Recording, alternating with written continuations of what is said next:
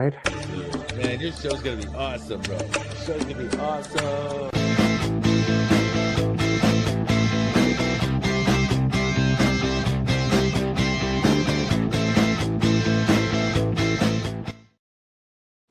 Here, we'll do a little thing to get people there.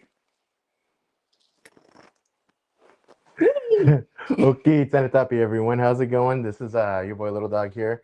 Uh, you know, I want to thank everybody for coming back for season two. I'm very excited for this. There's been a lot of changes. I've built up my little studio here and kind of geared it a little bit more towards what I wanted season one to be. However, now I do have that ability to do that now, and I'm actually super excited about it and super stoked. And so, for all of those out there, you guys can actually comment into the actual chat itself and be able to comment to us, and we'll be able to see it. And as long as your comment is appropriate, I will be relaying the question as well. All right. So again, thanks for everybody for coming back season two. I'm excited. I have a lot of really good guests, a lot of really good friends that I've made on set this year, as well as amazing people that have come through. Okay, so first off, I'd like to thank off my first sponsor right here. I know that it's a little bit hard to see. I couldn't take a good photo of it. However, it's Isaiah Murillo, does a lot of renovations, and is actually my dad of all things. So good thing for family, right? And so give him a call for a free estimate. He does a lot of renovation work. He also does side work like siding, fencing, all of that and everything. And so anything that you need for a renovation, give him a call. His number is 817-724-2081. Feel free to call or text to make an appointment. Again, free estimates. So appreciate you guys for watching, as well as, recently had a couple of things come up. There was I'm now a member of ICC Texas, which is pretty cool. I'm going to have a little bit more stuff coming up regarding that. And, expect a lot more content coming out this year. I have a little bit more opportunity, a little bit more freedom. I do have my studio that I've built up here, as well as green screens and stuff like that. So expect a lot more content coming from my channel. I do appreciate everybody. So if you are on YouTube, go ahead and go to the YouTube and hit the subscribe button, as well as go to Facebook, give me a follow, like, whatever you guys like. Send me a friend request. I'm open to all that. Now, we also want to open up and let everybody know that we do have, sponsorship packages that are available, as we are opening up for sponsorship for season two. Now, I do have some events that I do have planned coming up. Some of them include, acoustic musical events, networking events, trying to bring in some talent agents as well as some managers to try to get some conversations going and help people understand, the differences of what it is to be in acting, as well as acting in Texas, and how to elevate Texas actors to primary roles, because we do have a lot of productions coming, such as that are here, such as Taylor Sheridan making his studio here, as well as a lot of productions. However, most Texas actors are being cast as background, and the reason for that is because most productions don't see Texas as, you know, a big player in the game. And so we're going to have a couple of people come on, as well as to help us to learn what we need to do in order to elevate us to that level as far as Texas actors go. Now, moving on, I do appreciate it. Like I said, we do have, which I will be going into that a little bit later on as far as the sponsorship program goes. It won't be in today's episode, but next episode I will be going over that. Okay.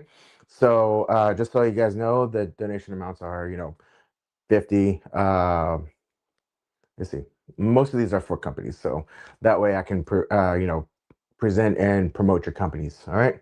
But anyways, I'll have to go over that later on. It was just a lot of things that was going on, for today and getting prepared, and certain things weren't active on my page, and so now they are. Again, thanks to Isaiah Murillo's renovations. So moving on, I would like to go ahead and do a little intro video of today's guest, who is Amanda Huerta. Did I pronounce that right? Okay. I just want to make sure that I pronounce it right. And so while I get the camera set and ready for her to be on screen, and again, put your comments into the chat, and as long as they are appropriate, I will be relaying them to Amanda, so that way she can go ahead and answer them for you. Okay. All right. So without further ado, let's go ahead and play her video.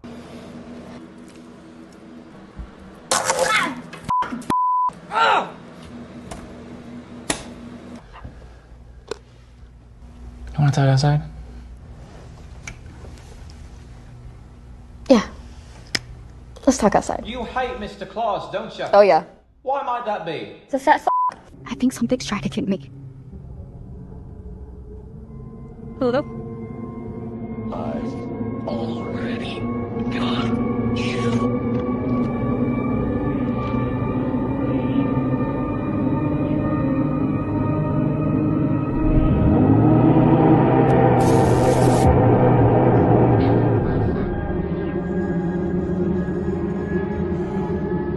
Well, then you'll have to be the breadwinner or take care of yourself, because no man is gonna want to have to deal with a hard head and support that as well.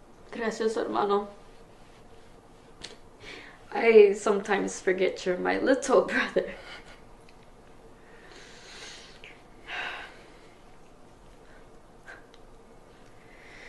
After all we've been through,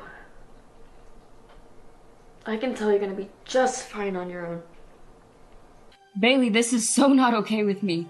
You told me that your parents knew you were here. Well, I guess it's not that big of a deal. Like hell it is. They're probably out there stressed out worrying about you.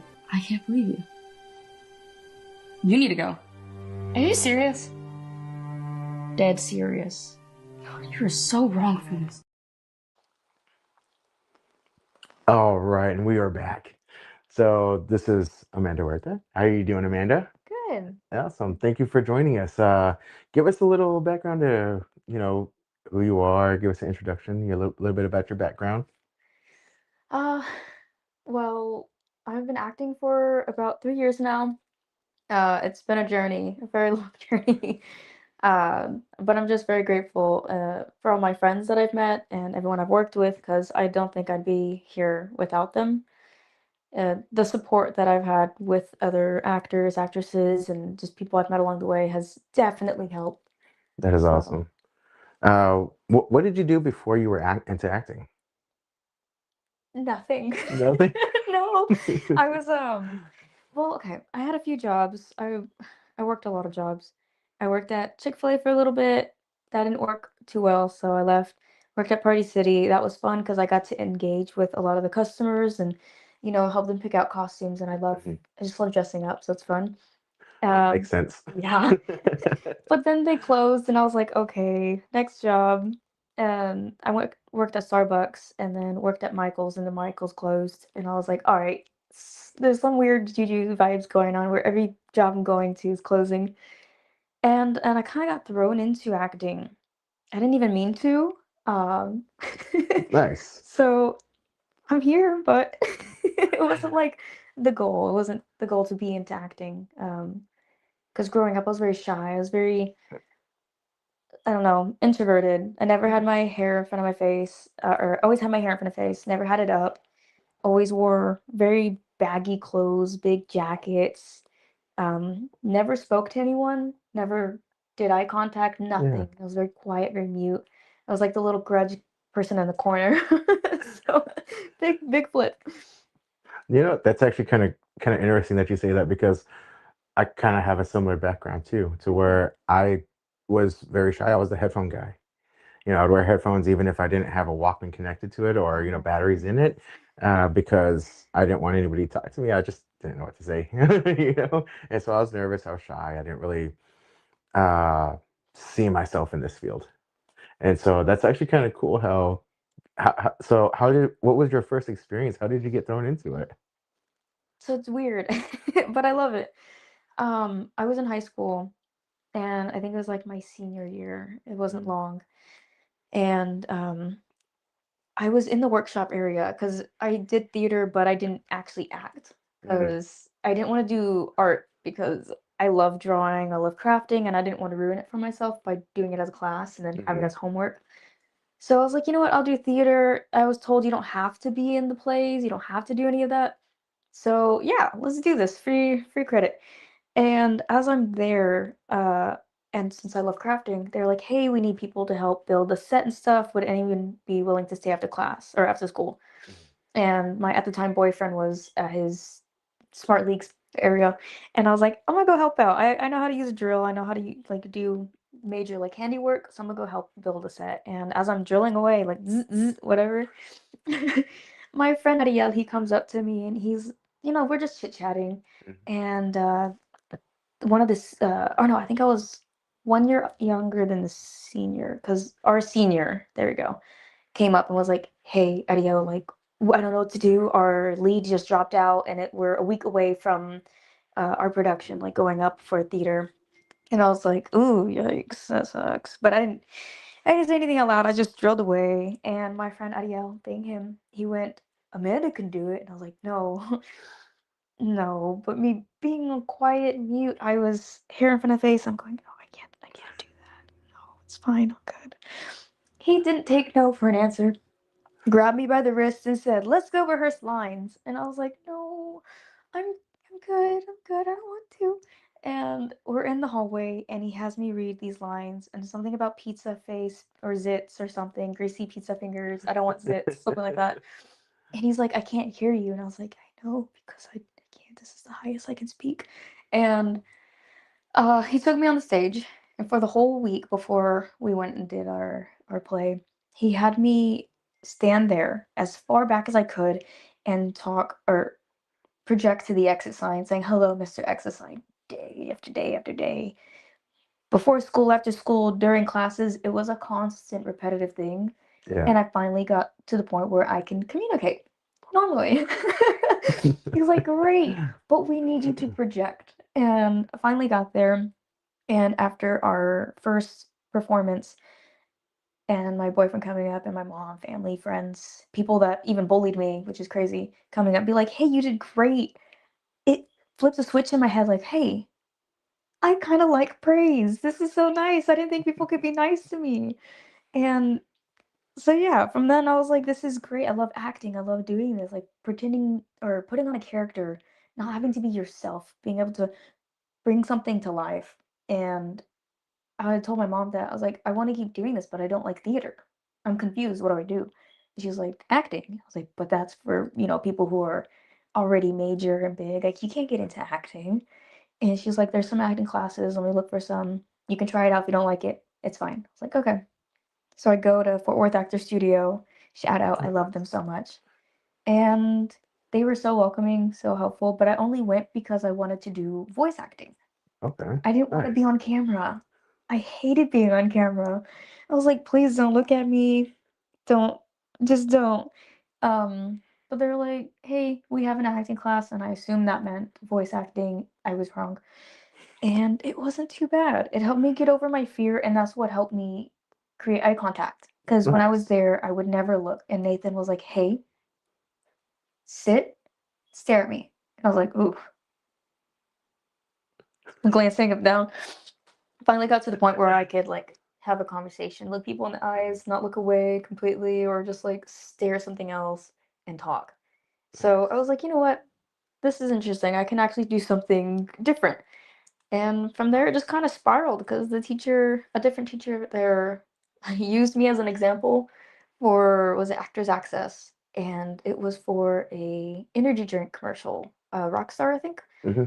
I didn't get it, but I was surprised I made it to the finalists. I think it was like top 3, and I was really confused why. It didn't make any sense to me. I was like, "Okay, one more chance of submitting, and then if I don't get it, it's not meant to be. Like, it's whatever." I was so quick to just discard it. It was a Guns N' Roses documentary, and I got booked as a groupie. And when I went, had so much fun. I was like, "Wow, this is great." So just spiraled from there.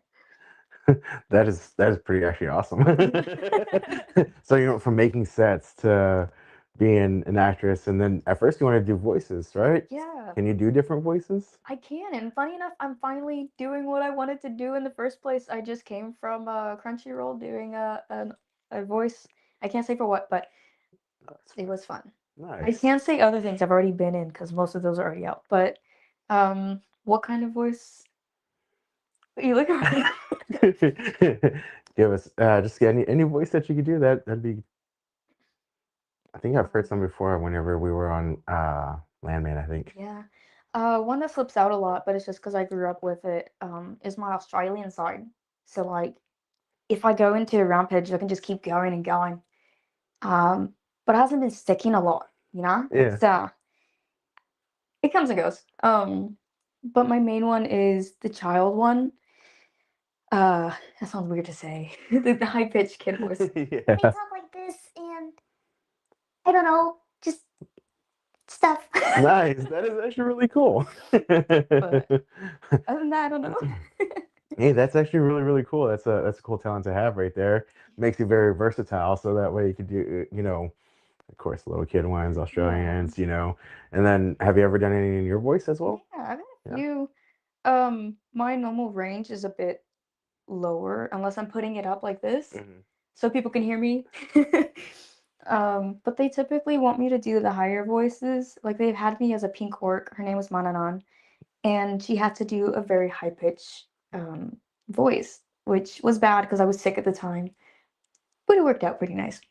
So That's pretty cool. I recently had my first voice acting job too. I got paid for it as well. And so I had to do a deep and higher pitched voice as well too.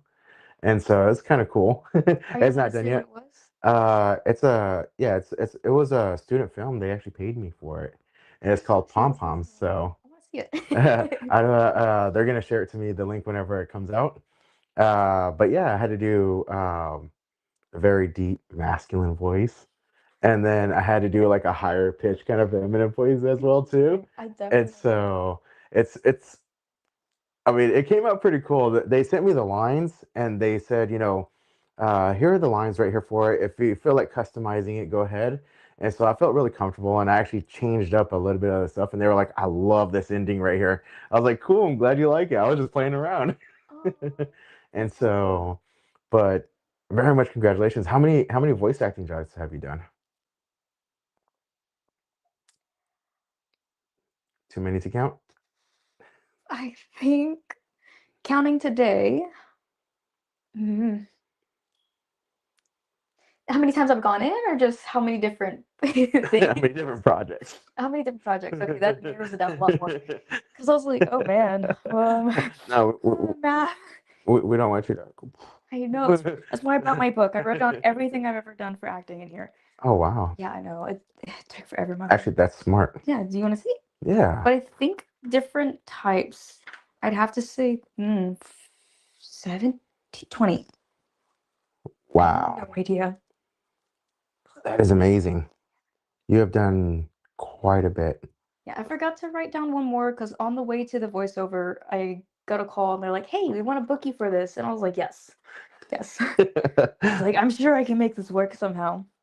And now, have you done a lot of like networking, or how have you been able to book a lot of your jobs? Is it networking? Have you been promoting yourself, or because I know that recently you got signed, right? No, actually, No? okay. So I got rid of them. I Oh, you didn't did? like them at all. No. No. Okay. But I'd say the best way if anyone's looking for tips and tricks, definitely network. It is so helpful to have people that you know. I do submit on backstage casting networks, my casting file, Facebook groups, and then a lot of just who you know. So That, definitely who you know for sure. this is impressive and extremely organized. Very smart. Thank you. In the backside, I'm plan. Hopefully, once I start getting my motivation back, I need to figure out how many pages though. I plan to do just my voice acting stuff here because it is jumbled into this, Mhm. and I hate searching for like going through the parts where it says VO. So we'll see. I'll fix it, and I want to put stickers, and I already have a nice little note in there from one of my actor friends. It says you are enough. I was like, dude, I needed that. That is awesome. I'm actually super impressed now. I know that we met doing background, and so we met in several different ones as well, which was really cool. It was always cool working with you. You're always really funny and outgoing, Thank you. and it's hard to tell, the other side of you from previous side because you're always so positive. I know my baby photos definitely show it. I have a lot of photos where I'm looking at like people, not at the camera obviously, but like looking at people in the photos and I'm doing this. Or I have a photo and oh, I don't know why, but my mom told me about it. She sent it to me, and I actually have it on my phone.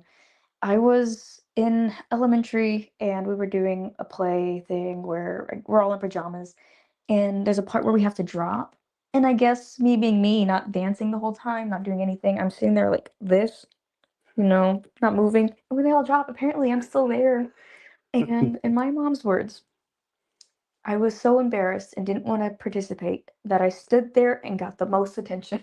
I was like, "Oh, why little me? Just drop. No one will see you."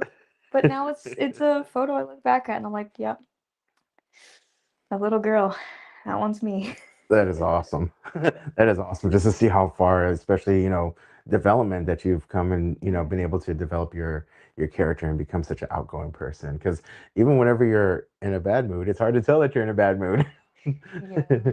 I try not to show that as much whenever I'm around people because, I don't want to like have them have a bad day, bad time. I want to leave a good positive note if possible.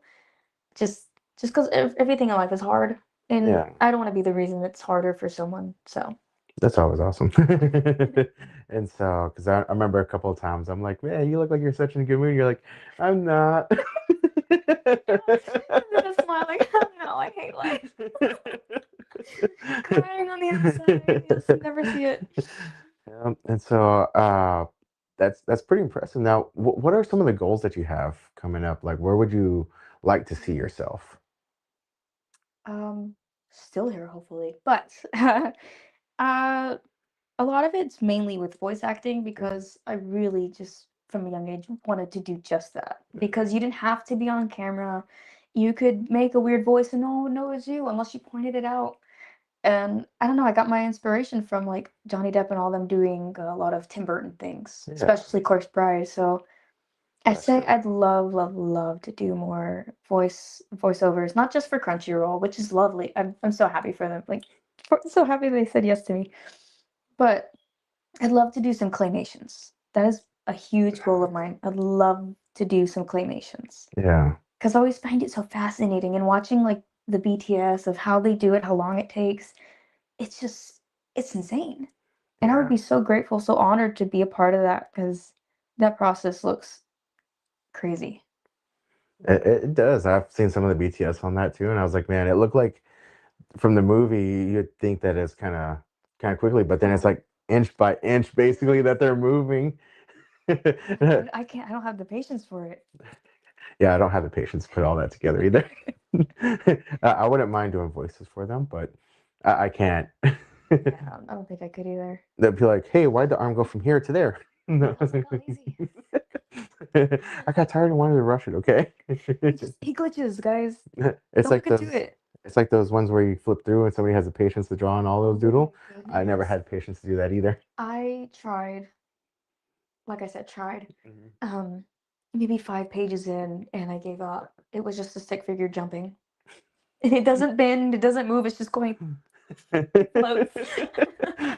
He was it levitating? Yes, there we go. He was levitating. I can even make him bend his knees. That's all right. I never got halfway across. I was always impressed by everybody else who could do it. Same. I sit there and like, wow, good for you. That's great. Now, you also do other things on set too, as well, correct? Other than just voice acting and acting. Now I do. I was Mhm. so against it. I was so against it.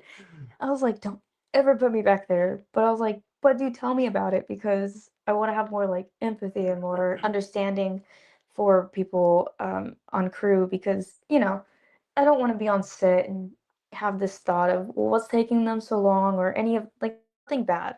I want to have an understanding of what's going on. That way I'm more, I don't know, just aware instead of unaware and annoyed, which it's not fun. Which we do have a question as well too, Yeah, what's up? which I've been putting his comments on there, but from Manuel Campos. Manny, It says, "Love you, Amanda. My question for you is, what has been the most difficult part of being an actress, or just the process of getting started in the industry?" most difficult. Mm, you know what? The most difficult part about being an actor and actress, I'd say, is keeping faith. It really is. Because there are sometimes I really do want to give up, but then I'm like, well, I love acting so much. I love meeting people that I've been acting with. Where else am I going to be able to have these interactions with unless I go to like a big time job? Hmm. Um, so I'd say honestly, it's having the motivation or the drive to just continue and push through the no's, the we don't want you, we found someone else, blah blah blah. And I got tested with it yesterday. I really did. I ooh, that was a lot. In less than 12 hours, it was so quick. In less than 12 hours, I had submitted for something that I had already submitted to, but I saw they had a different position, and I was like, I don't fit these criteria, but I'm gonna do it anyways, because why not? And then they texted me in the morning, and they're like, hey, we saw that you submitted for someone else, even though you wanted, or we want you for this one. And I was like, that's the one I submitted for, though, but you haven't seen it, I guess, which is great that you see it now. Um, and they're like, "Hey, yeah, we want you, blah blah blah. You're one of our finalists. Are you available?" I said so quick, less than 10 minutes. Yes, free all day. Book me. And I didn't hear back for hours. I think like 4 hours went by, and I was like, okay, I'm getting a little worried, but it's okay, breathe. And then I got a call from them, and they're like, hey, so another employer that we have wants to book you for their shoot. They want you to do something. And I was like, oh, okay, well, am I getting booked for two things? And I was like, whatever, I'll say yes to both. And then as they were hanging up, I was like, hey, so when am I gonna know if I did or didn't get booked for this one, the original one? They're like, oh, we went with someone else. And I was like, oh, okay, that's fine. It's okay. I have this new one. And then after I confirmed, 2 hours later, they gave me another call and they're like, hey, we actually went with someone else on that one too. And I was like, oh, it's Uh, okay. It happens. I already said yes, but okay. And I was like, wow, I just got told yes for two things and then told no like that. I was yeah. like, that hurt because I was so excited for them. But then it's a roller coaster of emotions. After me going through this whole thought process of like, am I not enough? Am I not pretty enough? Like, it started to affect my mental health. I was Hmm. like, okay, they probably want someone taller, skinnier, prettier, whatever was going through my mind. And I was like, no, stop thinking that. It's just how the industry is. Hmm. The industry is very cutthroat. It's very like who they view as best in Yeah. their eyes. And I was like, you know what? It's fine. It's how it is. Just move on. And then this morning, I get another call from them. I was like, I don't want to answer. I don't want to answer. And I answer, and they're like, hey, are you still available? I was like, don't get giddy. Yes. They're like, we would love to have you for the first one you submitted for. I was like, yeah, that sounds great. Yeah, great. I screamed. I think I'm pretty sure it's in my like my car audio because I have a dash cam. I'm sure you can hear me screaming the entire time, going, I got it! I got it! You So, should share that later on. oh my goodness. It's gonna see me stuck in traffic, just swerving a while. Like, is she okay? She got told yes. Well, So, that's great. You know, one thing that is it is important to make sure that you take care of your mental health, especially in this. oh Um, yeah. you know, there's actually one of my other guests. His name is Matthew Simmons. He goes on about being an actor as well as, you know, yeah, Matthew's awesome. He has his mental health actually book out, and so his had that out for a little bit as well too. So Oh, I I'm excited. actually do a lot of stuff with him at Dallas Film Hub, Yeah. and so on Film Hub Fridays. Oh, he's so lovely. But yeah, I'd That's say great. that's one of the hardest things is like just staying focused, not Mhm. giving up, and keeping your mental health in check because Mhm. it can plummet pretty quickly. Oh yeah. So, I would say one thing that's kind of helped me personally is I'm in door to door, so rejection is my life. 90% of the time, I hear a no or no answer, or oh, and so whenever it comes to, you know, with the acting, I think it's translated over really easily, really nicely because uh, whenever I'm out there and I don't get a role, I'm just like, oh, okay, it wasn't for me. Next, yeah. which is kind of how I am on the doors. No, well, I'm not the roofer for you. Next. The best one is where you submit to a whole bunch of things and you forget about it. Mhm. I love forgetting because then it doesn't hurt. You're like, I think I submitted to something, but what was it? Oh well, and let's go about your day. I think at the highest I was submitting to like 100 casting calls, whether it regarded to me or not, a week. You're like, yep. And then I'd get callbacks and be like, "Oh yeah, I forgot I submitted for that." And they'll be like, "Well, you don't fit this role, but we're writing a role for you." I'm like, "Cool." See, there we go. He said it first. Just submit, guys. It doesn't matter if it's your criteria. It doesn't matter if it fits your specs. Submit. 'Cause they will make something. Let's see. We also have because we have a lot of people watching. Actually, we have Manuel Campos, Juan or Jose Juan Bailey is actually part of the. We're trying to bring season 2 one. We are gonna be start bringing back the coalition that we were talking about before. I would actually like to get that going, and I have a little bit more time that I can actually devote to it. So, but anyways, it says you gotta love. That's it. You gotta love cast calls, all those. Let's see, and doing them because sometimes they have the backup ones that they call the first choice is not available. That's very true. That is very, very true. I think it's what happened with me. And then we also have Troy James who said, "Better show it." There we go. A little bit of bugs in the software, but oh, it jumped off, didn't it? It said, "Amanda, don't question or doubt yourself. Persistence and attitude ultimately win." Troy James is actually a really awesome gentleman. He was a guest in season 1. We're gonna have him back out for season 2. He's a writer actually. Oh, really? Yeah. He's a published writer. He's also got a couple of them that are moving into film, and so really great connection to have as well too. Troy, great person to have as well. Hi, Troy. Because my platform is all about promoting everybody. There's no reason why we can't promote each other and all be successful at the same time. I'm like, guys, look. Yeah.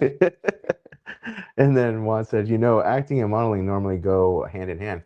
Actually, I do know that because I wasn't expecting it, and then I got cast to be a model for Apple at one point on one of their corporate training videos. Really? And Oh so my that was pretty goodness. cool. He's really Those nice videos too. are so fun. Yeah, I it did like one where I had 1,000. to steal a case of beer, and they thought I really did. I was like, thanks, guys. I did so great. That's great. It was the middle of the night, and it was for Brookshire. Brookshire. Berkshires. Yeah. Yeah. And they had the gate, like the back gate cracked, and it says no stealing, all that stuff. And they wanted me to grab a huge case of beer and slide under the gate, but I never heard cut. So I slide under, and I'm waiting by the door like this. And then I hear, wait, did she actually just run off? And I peek my head under, and there I was like, I'm still here. I'm still here. Just how good you are. I was like, I don't like beer. It was cider or like vodka or something. I'd take it. Hey, that's not good. Or else, I like I've been getting into the, what do you call it? Seagrams. Interesting. Oh, those are interesting. Those are pretty Those are good. pretty nice. The Fruity. screwdrivers are pretty good. But I like rum chata. Sorry, we're on alcohol. Let's go back. Guys, we're actors. Yes, we're actors. Go back to this. And actually, I had somebody reach out, right? And it said, looking for models and photographers. And so I thought they were asking me if I wanted to be a photographer at their runway. It goes, no, actually, I want you to be a model. I was like, no way. Okay, yeah. Over here twirling your braids like, I was like, yeah. My first runway, or not my first, actually. It's actually going to be my third. oh, yes. Because I did, well, I think one of this was one of the shirts I actually modeled before.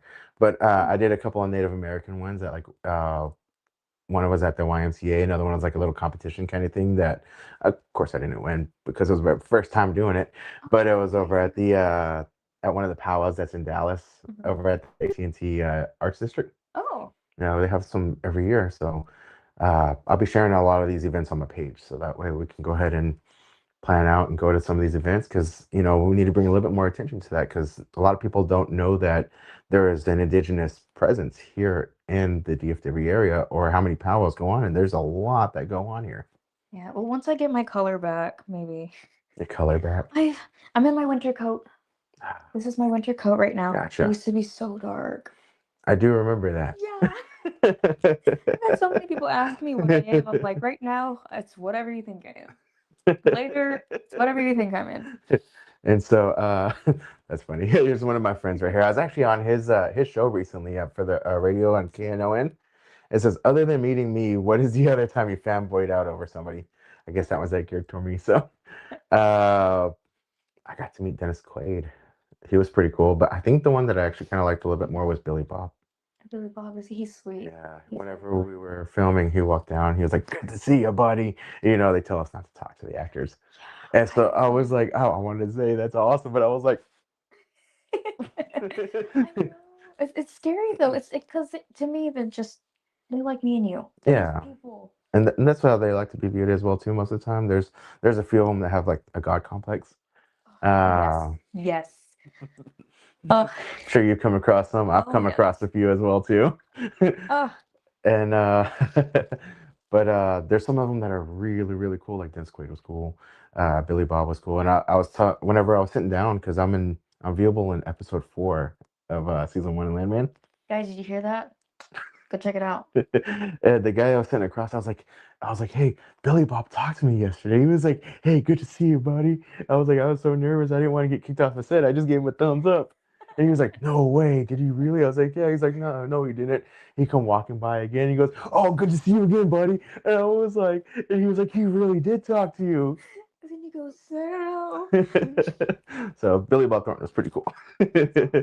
We also have one from Juan. He says, remember my stage name is Joseph. Oh yeah, Joseph Thomas Bailey, and it's the Native American Entertainment Coalition, or Native American, yeah. And this is the coalition that we're trying to bring back right here. It was something that was a little bit more. Uh, I guess he had it going on before with a bunch of different indigenous actors and stuff like that. But we're trying to make it something a little bit bigger, so that way we can have our own lawyers, actors, and especially from like South America, North America, we're all indigenous. We're all indigenous from the land. It To me, especially, I don't see a border there because it wasn't there before. So there's no reason to be kicking us out of the land that we were at. So, but anyways, I digress.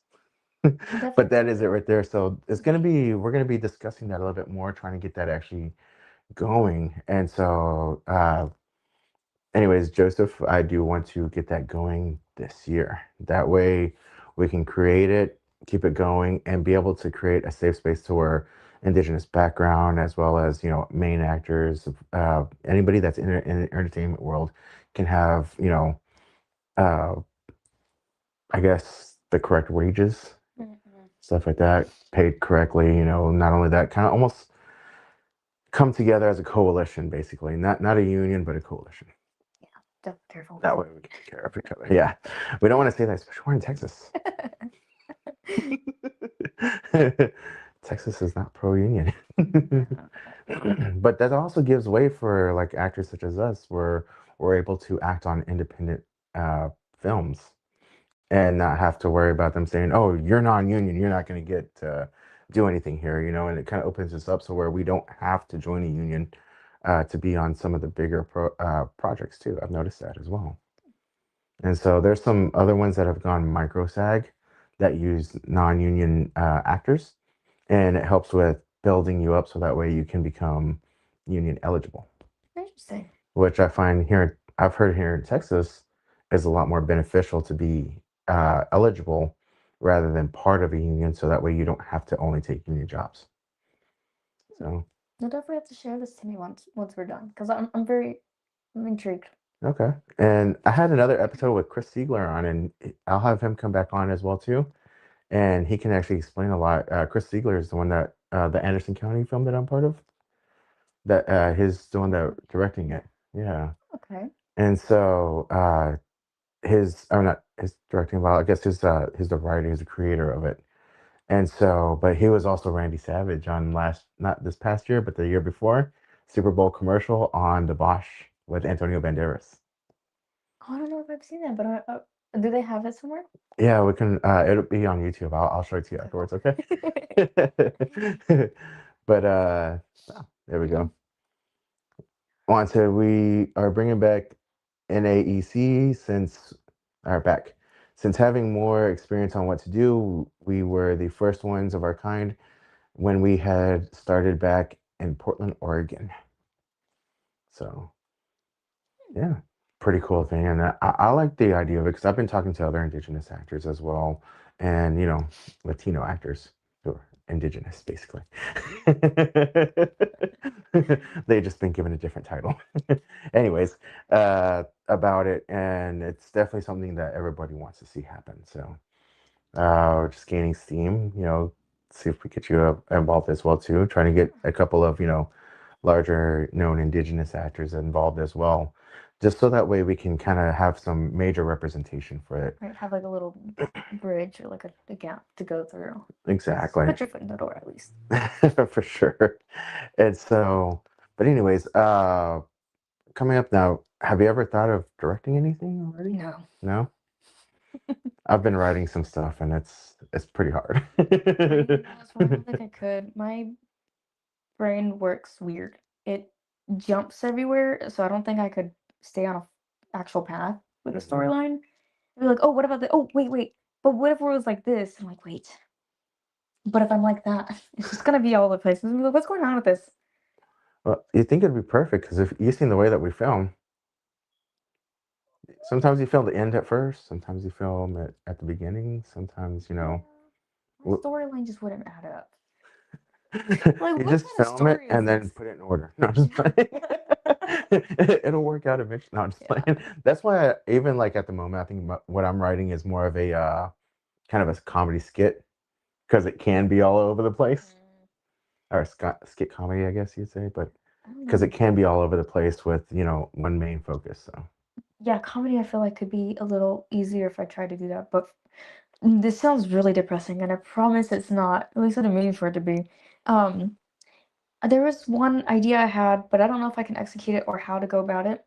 It it's to show like what could happen and what couldn't happen. So, or what did happen, what could have happened.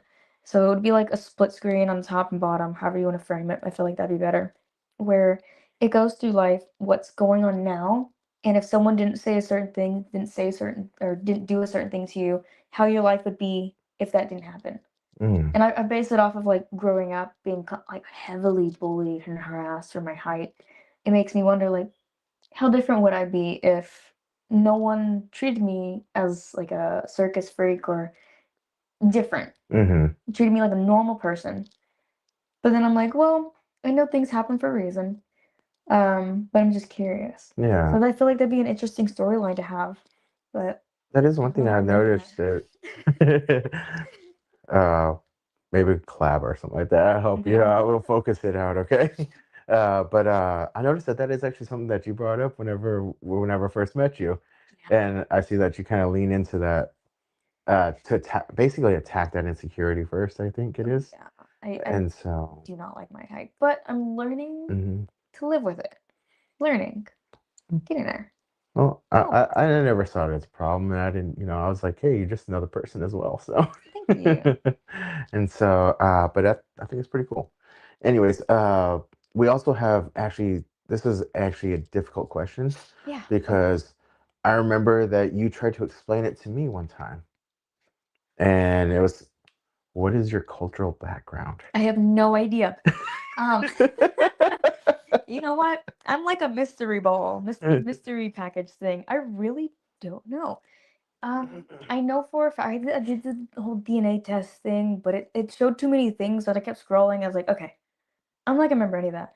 But I did see. Well, I mean, I know for a fact I'm like Latina, Hispanic, whatever. But I saw that there's Portuguese on it, and I was like, oh, cool. And I kept seeing more things, and I was like, wow, what am I? You're a cocktail. Yeah. I'm like a little like science experiment that little kids put together with like whatever they can find in the bathrooms. It's like, oh, a little bit of this, a little bit of that. Oh, there's some stuff outside too. I don't know what I am, but I could be whatever. I've been told I look Egyptian at times too, and I'm like, you know what? I'm gonna write that down. Put that in my little what I can submit for. Yeah. I am curious what people think I am or what I could pass for. I don't know. Mhm. Because when I was darker, my best friend, oh, I love her. She thought I was Korean. Oh, Like really? from yeah. I was like, I'll take your word for it. She even said it today. I was like, okay. See, I thought you were like Latina, indigenous, stuff like that, because you have a lot of the qualities as well. You have the brown eyes, facial structure and all that, as well as the kind of darker brown hair as well. Yeah, I've got my dad's square head. You get your dad's hair. Wow, that alarm just now went off. I set that for this morning. Oh, hey, wake up! Wake up! I know, right? Am I, Wake up! am I in the middle of a dream? Make sure I got my pants on. We're good. No. Oh my gosh, guys, don't look! No wonder why the view spiked up. Oh, that makes sense. No, it's got like 16 hearts on there, and likes and everything. So, no. Yeah.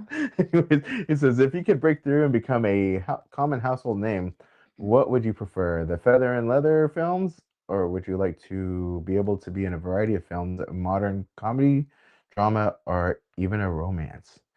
You know what? That is actually a very good question. How about yourself? Would you like to take a shot at that? I'll answer it afterwards. I might not sound so smart saying this. I don't know what feather and leather films mean, but I think that's like traditional indigenous, like the leather clothes, I feathers, thought it was like like a slang for 1923 something kind of else. stuff, or like pre 1923 or like 18. Mm. So where traditional like Dances with Wolves. Mm. Have you seen that one? No, but I've heard of it. I've seen a little. Haven't watched it yet. I've been able to watch a lot of things about it, keeping up with stuff. I'd say, Let me do this real quick. Sorry, I'm trying to do a. That's interesting. Oh, there we go. Oh no, never mind. That's not what I meant to do. I meant to try to make it full screen on here so that way you can kind of see it a little bit better. But I guess that option is just for the computer. I don't want to click anything, but I was like, maybe that right there, the little arrow. But I don't know if that's gonna get rid of this and make that bigger or what. Which one? Right here. But I have Oh no, that's gonna back out of it. Oh yeah, no. So I'm Yeah, glad we I don't didn't want push that it. part right there. I'll figure it out for the next one so that way we can kind of get that going. But I'd say for the time being, not so much modern per se, but I would like to do just about anything. I don't want to limit myself for certain things, which I was doing for a while. I love horror so much. It's like, yeah. But I've been trying to branch out a bit. I would like to do whatever people think they can see me in.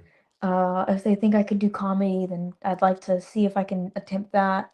Uh, I know for a fact I could do a lot more serious roles, which is what I've been like kind of trying to stick to, just because I know those emotions better. yeah, But like I don't know if I could play the happy-go-lucky sunshine rainbows girl just I yet. I'm think you can. I'm learning. I So think you can. Me personally, I think I'd like to. I like to do all over the place. I mean, I wouldn't mind the feather and leather and everything. Some of the old westerns. I actually wouldn't mind that. I think that would be kind of cool.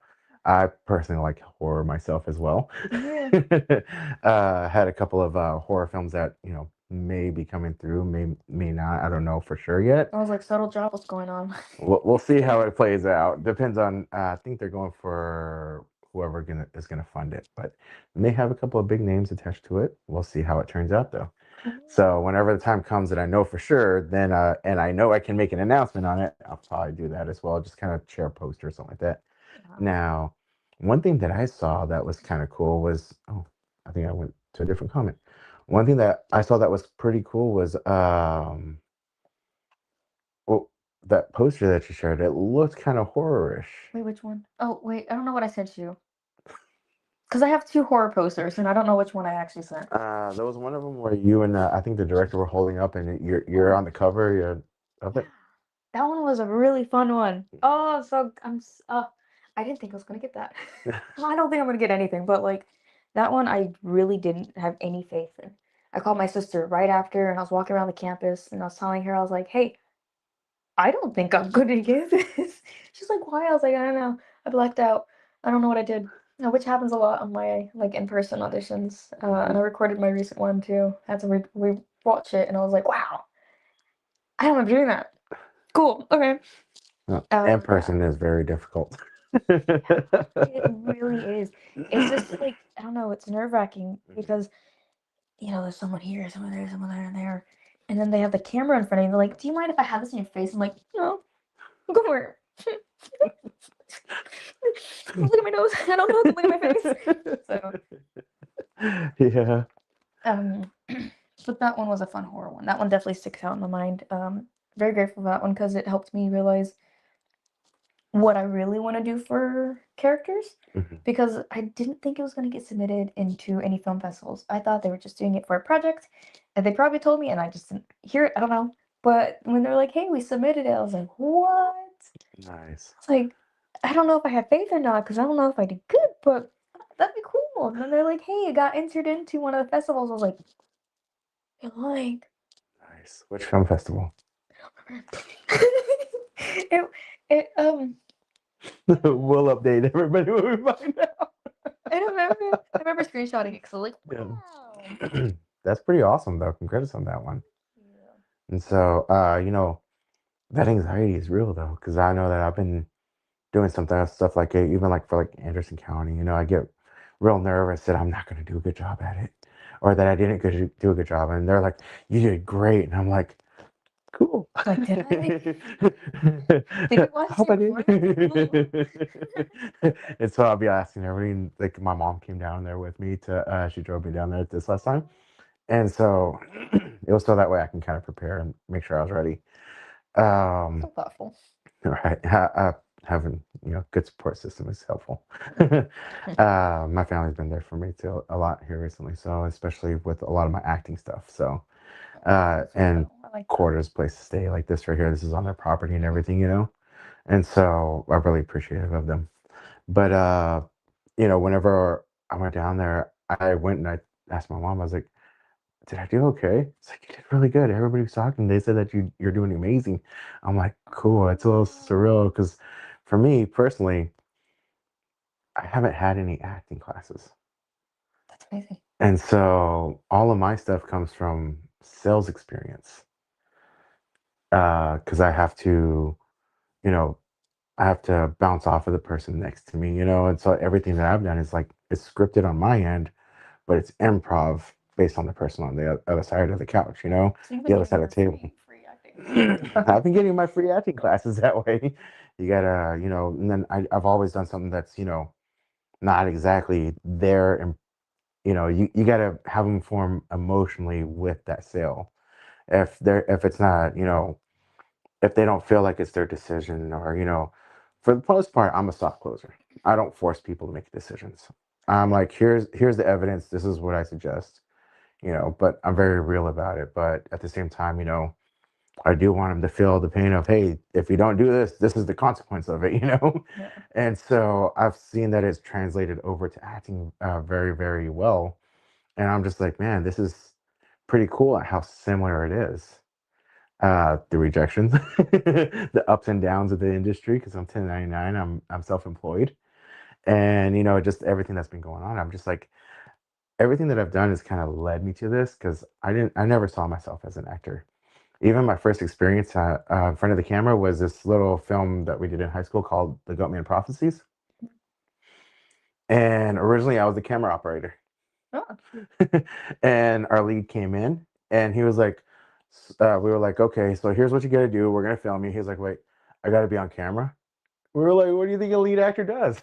He goes, "I thought I was gonna be behind the camera." He's like, "Do you have experience behind the camera?" No. And so we didn't want to lose him. So then I became the lead actor and he became the camera operator, and the camera operator became a character.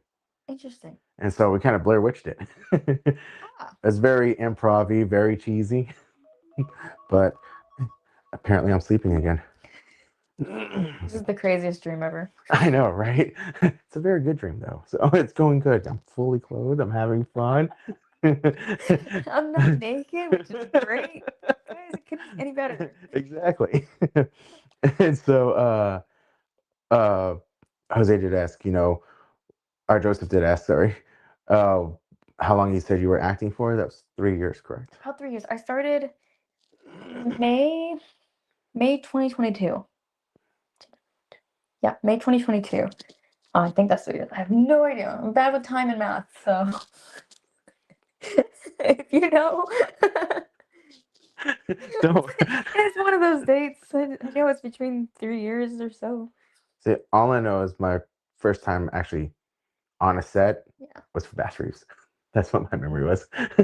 Other than that, I mean, other than Goatman Prophecies, which was in high school, uh, and then I did write a couple of comedy skits. Well, my family used to be part of like super religious, and so they were part of this Christian little group that turned out to be kind of like a cult. And so I write little comedy skits, and sometimes they would get some good laughs. Other times, they were kind of stone faced at me. And then I remember one time I did like a stand up in front of them, Uh-huh. or attempted to. Oh, Uh, whenever I tell these jokes anywhere else, even on set, everybody just laughs and like they're dying, right? But whenever I was over there telling almost like some of the similar jokes, like they all looked at the pastor and she looked stared at me like stone face and like nobody reacted. And I'm like, all right, tough crowd here. So I cut it short and I was done. with me today. Oh, I got a jokes for you if they're not laughing. uh they were just mostly indigenous based jokes, stuff Okay. about, traveling down, just different stuff, just like I said, I tell them on set and everybody laughs. Everybody found it funny.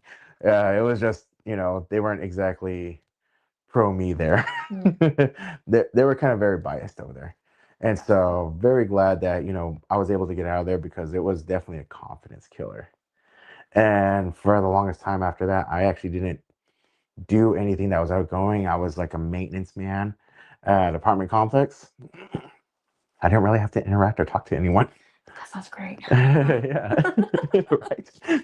And so I was the pool guy. Then I started doing pool work outside of the complex. Okay. I was. Ah, look at this guy. Poor guy.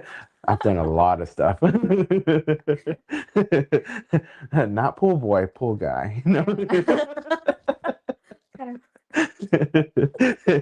Joseph said, remember, DNA is not accurate. It's just a guiding tool. I've been doing genealogy for over 40 years. Nice.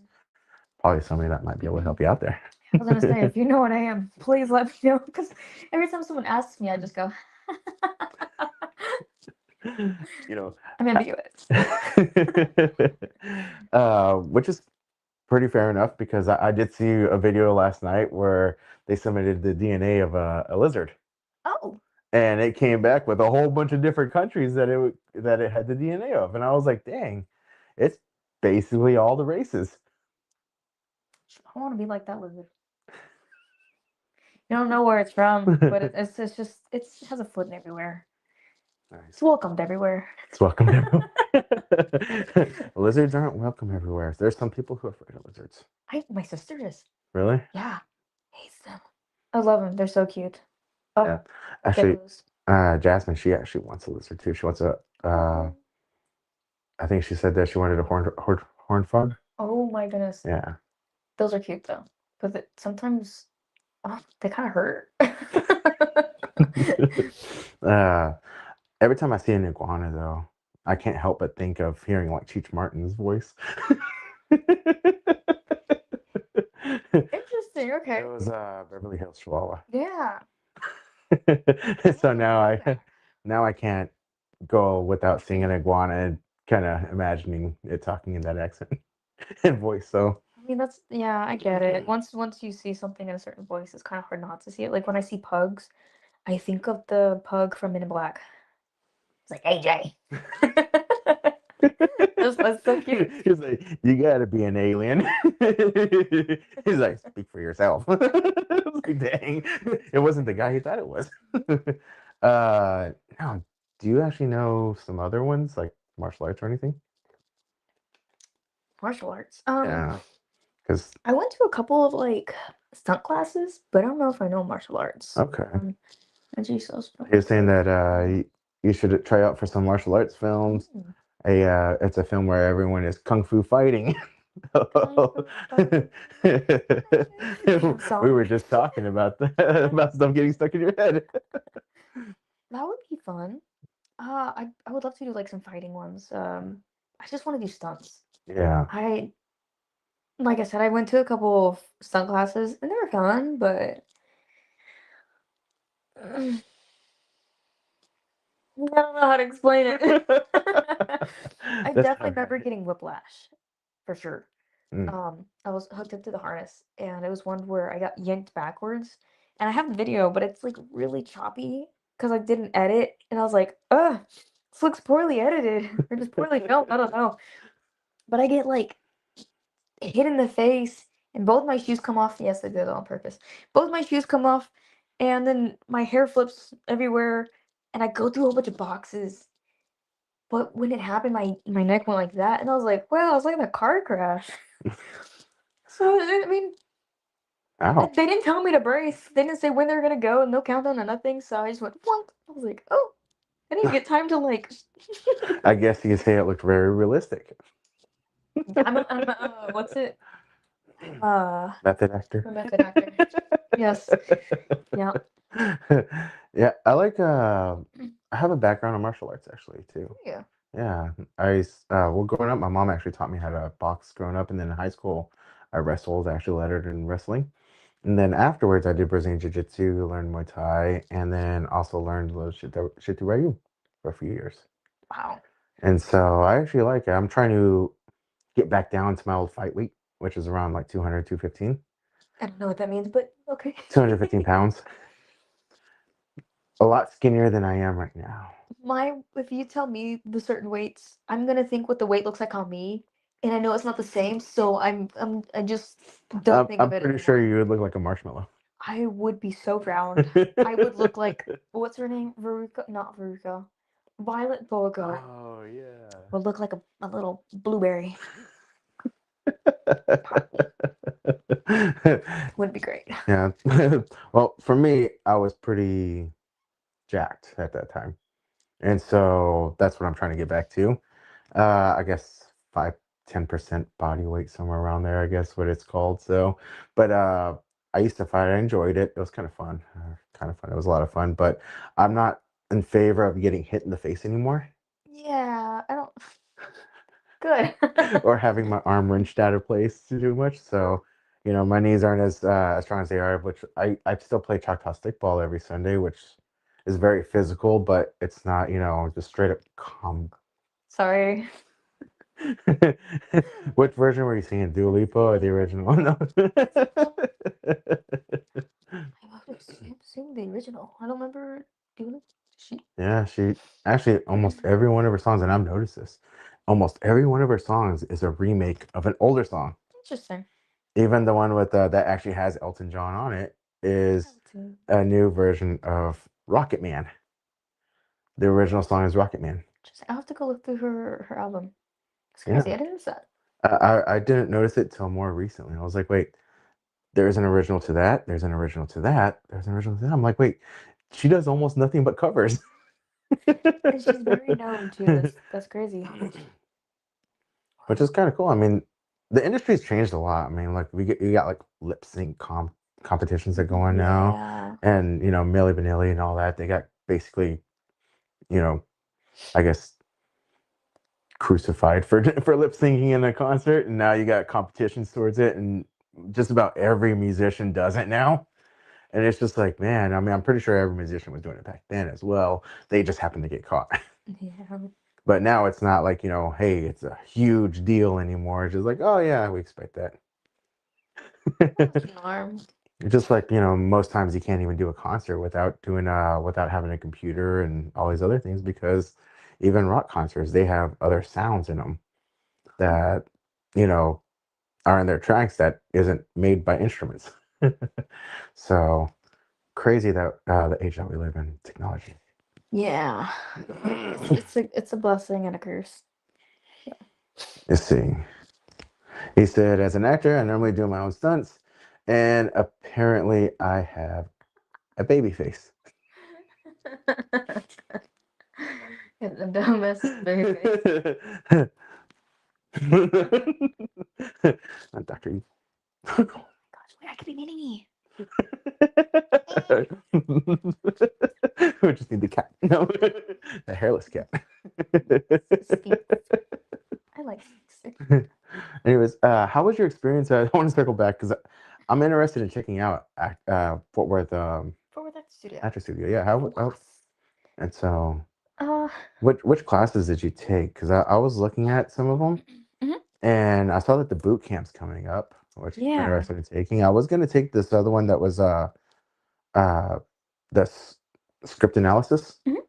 which I was really interested in. I got to do my free class there for that one, and I was like, man, I really want this. And one of my other somebody who had been sponsoring my acting for a bit, I went over to them. They're like, yeah, we'll pay for it, and then that fell through. It didn't happen. So they didn't sponsor it, but now that I've got a lot of things moving towards in my direction, I want to go back again because I was very impressed by it.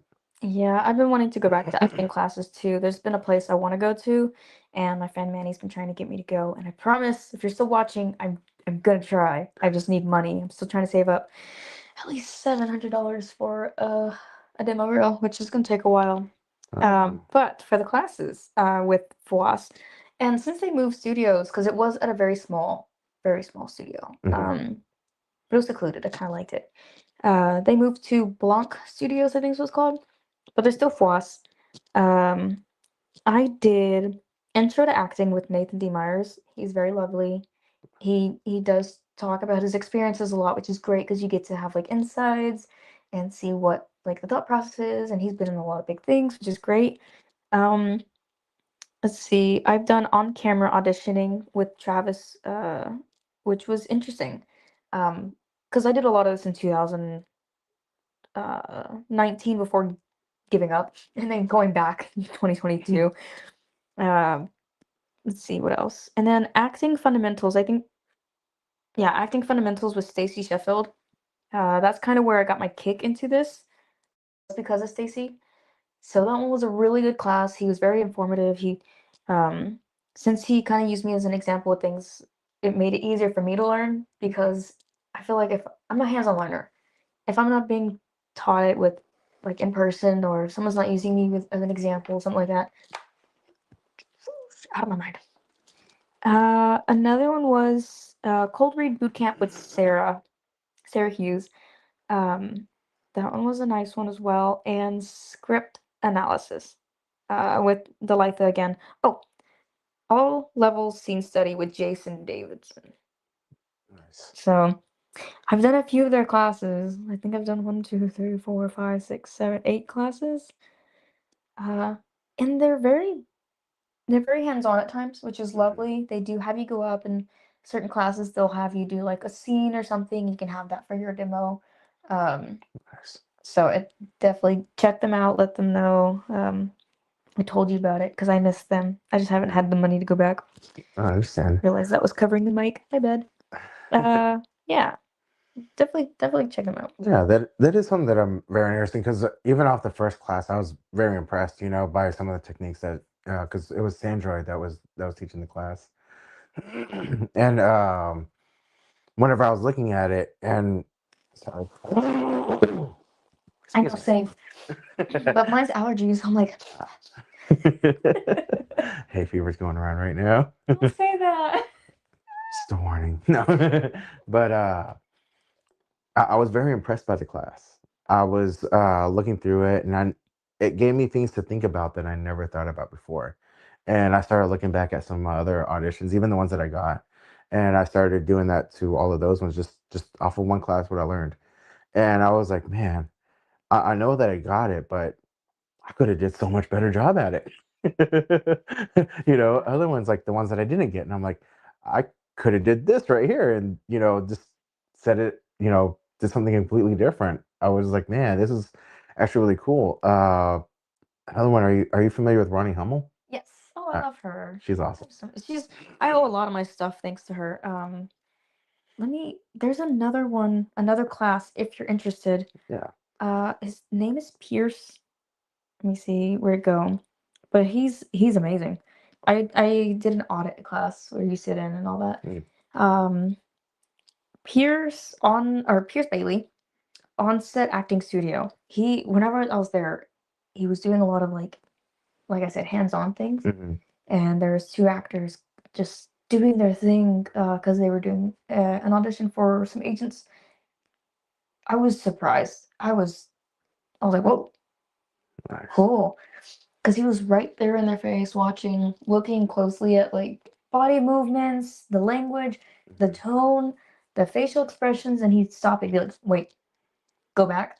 I need you to do it like this. Remember, this is the scene, this is the emotions you're trying to convey. You want to, and then he shows you and redirects, and it's fascinating because he's pulling things out that I didn't realize or think of, you know? Yeah. And Yeah. that's why it's definitely important, just because it's, one thing is, like I said before, they don't take Texas actors serious Mm. because we don't do the training that, other markets have or they have to go through just to be competitive. And so I think that one thing that would be cool. Sorry, it's my grounding stone.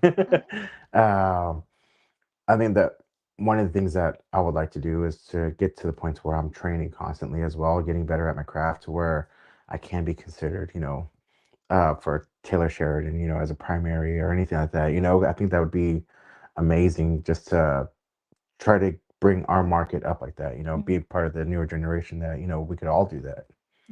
And so I think that is still definitely a possibility. There's a lot ways to move because there's so many production companies coming here. They're just bringing actors from other states. Oh, yeah. It would be great to see Texas actors elevate to that level. And so I know that Ronnie Hummel wants that to happen. A lot of different agents, they want that to happen here as well. It's just they don't have too much of the confidence in it. And I want to be one of the ones that they can be confident in as well. I know that's something that you have a goal for as well as, Yeah, I see Ronnie has a lot of her classes. Guys, go check her out. She's amazing. Ronnie Hummel.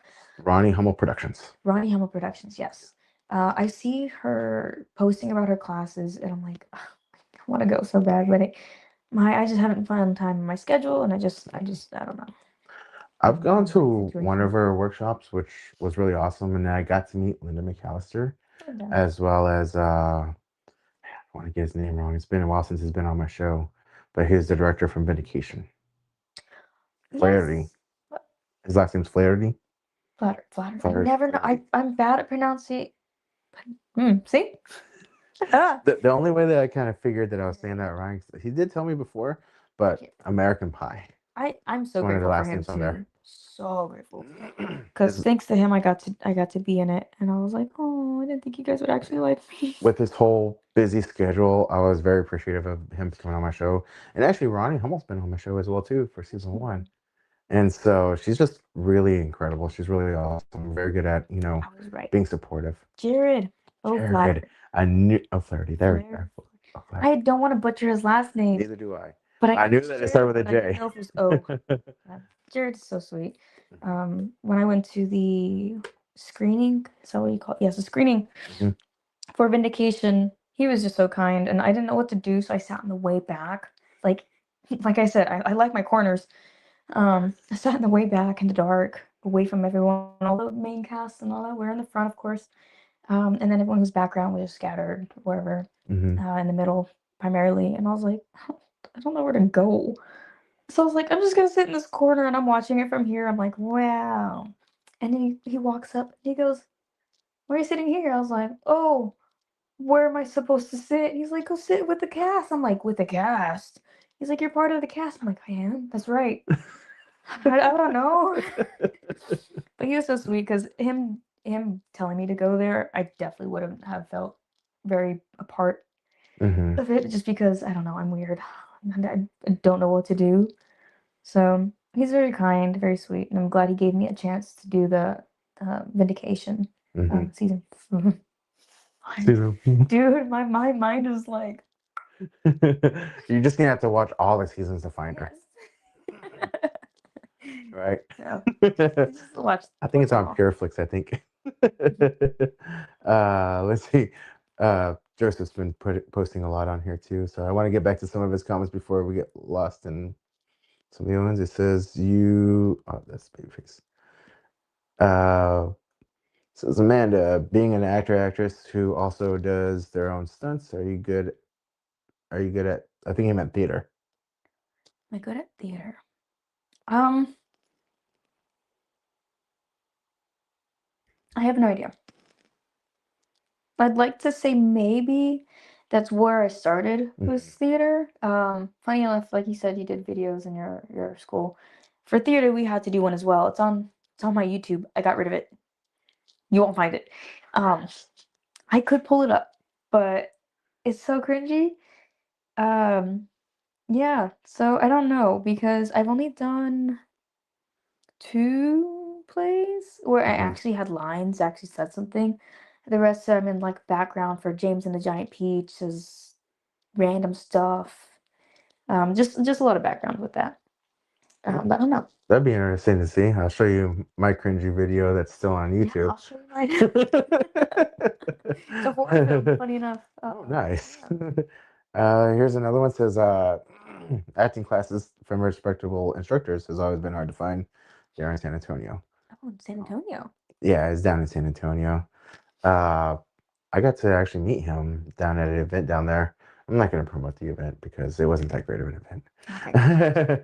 But anyways, uh, it was pretty cool to actually meet him in person because we'd been messaging over Facebook for a while, and then he's actually been on my on season 1 as well too. Huh. It says, "Here's a cast pic of."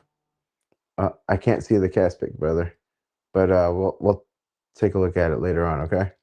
He shared a cast pic from martial arts film that he was in New Jersey. Nice. Mm. And he shared a couple of links as well. You guys have a chance to go and check out the links. Also, people are questioning on whether you have what's your IMDb link or what's your IMDb name under. It should just be my first and last. So I don't know how IMDb works. I need to add all my credits because they aren't adding it. I don't know how it works. I have added a few because I didn't see it, but I stopped paying for the premium one Mhm. just for a while because, like I said, I'm trying to save up for my demo. Um, I don't know if it shows my photo on there anymore or not. It does not. I found you. It doesn't? No, whenever you don't pay for the premium, they remove your photo. Okay, I'm gonna start paying for it again. It's all right. You know, I had to take a break from it as well too for a little bit. I got to restart paying for it, but it is helpful. I've actually gotten a couple of roles off of my IMDb page. Yeah, Hmm. I I have got to it update linked. everything on it. I think I should have it linked on my Instagram, but You do actually. I do. Yes. Which, if you're watching, her Instagram is Amanda underscore loves LOVS. Yes. You Underscore you and Yep, then 2, two. the number 2. There you go. I'm gonna put it in the chat right here, so that way people can actually look it up. Not only that, if you go to the poster, it's actually on the poster itself. You have to pay for IMDb. You can show it. Yeah. I'll just have to bite the bullet and do it. I've been trying to save up for at least at least a year now. Does that sound right? LOVS underscore U2, number 2. Yes. Okay, Should be. and this is gonna be her Instagram. Go give her a follow. All right, guys. Let's go ahead and blow up her page because I know that a lot of times, especially with IMDb, a lot of people that don't know this, IMDb is a popularity contest. Yeah. Yeah.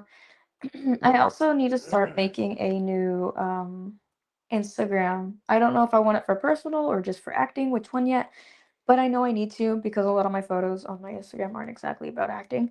And I've actually lost a few jobs because of it. Really? Surprisingly, yeah. And I was like, but I'm kind of grateful after hearing about how the film went. I was like, okay.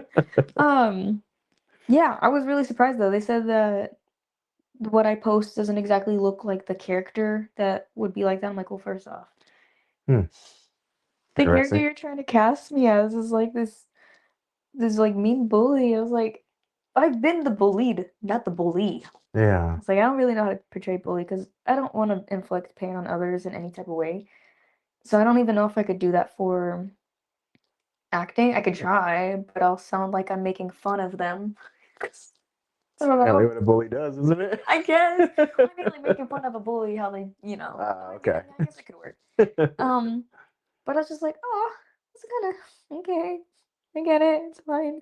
I'll go cry in the corner for a little bit. But I wanted to play as like this girl who's quiet. I was like, perfect. I don't have to say anything. And she like goes up to the person's like, hey, just want to let you know that these girls have been talking about you. Just wanted to give you that information. Do what you want. And then she goes away. Super quick, simple, fast, quiet, mute. And I'm like, perfect. I don't have to be this like, oh my god, or whatever. But I didn't get it because of the stuff I posted. And I was like, oh, Yeah, I do post a lot of things from like graves and stuff. I'm like, yeah, I don't. My bad, guys. I just like to share what I do, but I was like, yeah. Now that I think about it, I don't know if I should be showing that to people. I have on my Facebook, I do have a personal page and I have my acting page. However, I find myself always on my acting page, never on my personal page.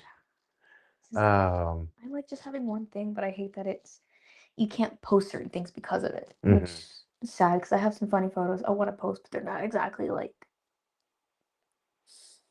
yeah, good for the brand. I gotcha. Definitely got to protect the brand. But it did help. It's so confusing. I guess it really depends on what you want because um it actually helped me book one as well. They're like, Mhm. yeah, we saw that you had a lot of like bathing suit photos on there from the beach and stuff. We love the way your body looks. Do this, and I was like, cool. I didn't take it. I didn't get it. They went with someone else, but Yeah. I was like, interesting. I didn't know you guys were looking at my Instagram. Okay, cool. I know that sometimes whenever I submit, what I'll do is I'll actually submit my social medias on there. And so, last year I had a lot of drama pop up and it reflected on my page, of course, which wasn't the greatest. But it was drama with actually somebody who is a lot bigger actor than I am. And I had a lot of people kind of talking to me and telling, hey, you don't want to post that, go ahead and take that off your Facebook page. I know that you're going through a hard time, but be the hero that you want to portray yourself as, be the person that we all know you are.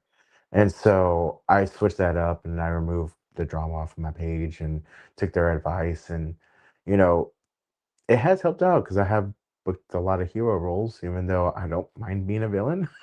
I actually kind of interested in being a villain at one point, but I like being a hero as well too. Um, it's the old hero complex. No, I get it because okay, maybe I'm just like complicated, but I get it because I don't know if I want to play the hero role. I would Mhm. love to play the villain, but I don't want to play the mean girl. Does that Mhm. make sense? I don't know. It's so confusing. I want to play like the devious, very psychotic person, but not the person who's just mean. Yeah. Like I want to. No, I understand that right there too, because I don't mind that. It's like a jerk role. Yeah. It's kind of difficult for me to pull off. Like recently at one of the Film Hub Friday ones, they were trying to pull it out of me, kind of like like a little bit of a dick roll because we were doing a PSA. Oh. And until it's posted, I'm not going to really say much about it. But it had to deal with couples and all this other stuff, and so I had to say an inappropriate name. And it's like they were like all saying, no, just say it, just do it like this. And I'm just like, and so finally I said it, and I was just like, the only time that I said it, I didn't even feel like it fit me. And I was like, all right, I did it. I don't even know if they're gonna use it. It probably didn't come out right. But that's just kind of my personality because I like helping. I love helping people, and it's kind of hard to portray that. But like if it's like a chaotic character, a villain, make believe, something like that. I could probably pull that off right there. But I think other than that, if it's kind of a little bit more realistic, it's really hard to pull off. And so no, I understand that. Let's see. He said that he's been in acting for over 10 years. If you have any questions, he might be able to help us out. So Huh. and he's actually a very good resource to have too. Sometimes I talk to him, and he's helped me out with a lot of things as well as counsel. Uh, let's see, I'm gonna have to expand this page just to read it. It says 40 years to hold a 12-step program. Genealogy is very addicting. I know I've done it for 25 years. He's traced his wife's as well. I think it's kind of catching up to some of the ones that was gone on in the past. I think they're talking about the genealogy Oh, okay. back and forth. So, hey, that's pretty cool. We got some dialogue going on in the chat. That's pretty cool. It says started at the age of 40. Now at 5 now. I'm 49. I played a werewolf. Oh yeah, he has. That is actually he showed a reel one time. The video that we do the intro video, where he did a bit of his werewolf voice on it too. Ah, Pretty neat. cool. I would love to play like a monster of some type. That would That'd be be so awesome. cool. I did a little photo thing where I had like this little pinnacle on, and I had like my other red shirt on, and I put like black right here. I was like, dang, that would be a cool vampire. And so I've been writing a couple of horror stuff that I started. I've started a lot of things that my mind moves like this. Yes. And so I can start on this project, and then I'll get really bored, and or else I'll get stuck on it, and then I'll start another one, and then I'll go back to that one, and then I'll go back to this one, and then I'm back at that one. It's just eventually they all get done around the same time. It's just takes a while because I've been still working on the comedy skit. It's just feeling writing enough skits to make a 30-minute episode. It takes forever. I believe it. I applaud you for going down there. I would give up in the first like idea. Like, yeah. Actually, my very first idea, I think, is my best idea. Yes. Good. It's the first one you have. and so other than that, it's all the other skits that kind of make it a little bit more difficult. uh oh, he's saying that all he's saying is just don't limit yourself in the industry, be an actress and a model, producer, director, etc., and enjoy the experience. That's something that I started doing. I started helping out on different sets as well. At Film on Friday, I started doing a little bit of PA work. I started getting back into camera again. So like with the MTW talent, Mm. I did the that little short that I posted, Double Date. I Mm. did the camera and the lighting for that one. Wow. And so there's like one where the lighting was like very dark on one side and very light on one side. And it looks like it was a mistake, but that was actually done intentionally because it was to represent the duality of his character. And he was actually the one that came up with the idea of it. I just happened to put the lighting in the right spot. Like I got this. And so uh, it is actually pretty cool to kind of see things from both sides of the camera, though. Because then whenever I'm behind the camera, I'm looking at it, I'm like, okay, cool, that was a good decision. Now I can think of how I can do this. And so make sure that I don't look at the camera. Oh, I can't stand, and I'm so sorry if there's people who do this. I can't stand extras being extra. Mm. I can't. It makes me feel so bad. Yeah, I've had people like walk up and go like right in spot. I'm like, that's not where they told us to stand. And I've always kind of been a little bit towards, the middle and everything. People still spot me a lot. And so that's something that Legacy told me. They said, this guy's great. He's a wonderful actor, but he just stands out too much. They can only use him a little bit, and then you'll see his back and be like, oh yeah, that's little dog right there. See, I have a little advantage, which is great. Like the club scene that we're at, and Yeah. for most of the day. Well, granted, we were kind of forgotten, but like when we were dancing and stuff, since everyone towered me, I just kind of stood there looking at everyone. I was like, this is cool. Look at everyone moving and dancing, and hear all the shuffling. It's awkward. But I was like, this is interesting. So I was like, come over this way. This is where the camera's at. So we'll see what happens. Yeah. I think that's why a lot of times I do kind of get seen on the camera at some point because I can't be used in the series again. And so I think they kind of treat me a little bit more nicely. I don't know what the mindset is, but I'm like, hey, look, there I am. There I am again. But completely different series, completely different show. Where's Waldo? Yeah, it's like, where's little dog? Where's Lily? I've had people send me screenshots and be like, hey, I found you. There. And so it's like, wow, I'd like to go back in there. But I also heard that it's also catch-22. If you're viewed in the background, that you're less likely to get cast as a character. Yeah. Yeah, I It's was told by it when I was talking. I don't remember who it was. It's been years, but they're saying be careful when doing background because, yeah, like you said, if you get spot or spot enough, mhm, they won't have you on. Which is why I was really surprised with Vindication. mhm. Granted, it had been a few years, and I don't know if they actually saw me. They probably saw this much of my head up. Um, but there's the club scene, two or three girls, it's fuzzy. They're dancing and they're right behind me, like directly behind me. Mhm. I have no idea if you can see me, but when I got told I was going to say lines, like after auditioning years later, I was like, oh, I didn't lose my chance. I didn't lose my chance. This is great. So, Nice. That that's something that I've kind of, like I said, I'm so recognizable that it's like, well, do I chance and do background, or do I chance and do an audition?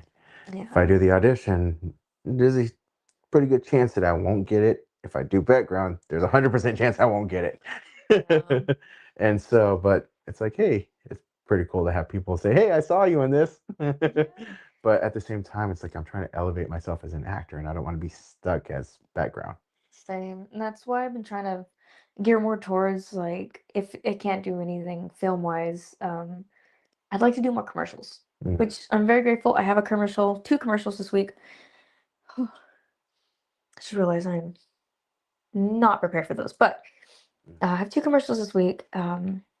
So I can't wait because one of them I can't talk about too much, but I one of them is a collab with something I am so happy to be a part of just because I grew up with it and my brother is obsessed with it. And I have to have brownie points with my family. I don't want them being like, "Oh, she does that." I want them to be like, "Yeah, she does that. Be proud of me." So we'll see. I'm excited. When it comes out, share it, and I'll share it on the page and everything, so that I'm way we can definitely help sharing promote it. it. I'll be so happy. That's the one I was screaming in my car about. Oh, okay. Congrats. And then he also said, ain't it fun to see yourself on screen or in our TV? I still get tripped even after all these years." That Yeah, is actually really cool. it is. It's confusing for me Hmm. because, like I said, I don't like looking at myself. I don't like seeing myself. Um, I say the first few times I was like, "Guys, don't look, don't look." And we were, granted, it was also background for this one, for both. We were in the theater for The Chosen, and this was my first like few films. I think it was like my third. I don't know. But he goes up like this and goes back down, and I was like, "Oh my god, the camera was on my face, wasn't it?" I was so close to going like that.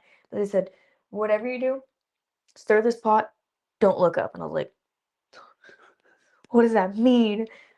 And I was so new to it. It was like maybe my third film or something, Hmm. or my first third gig, and I'm stirring this pot, pretending to stir it, and I see this camera go there, and I'm like, don't look up, don't look up.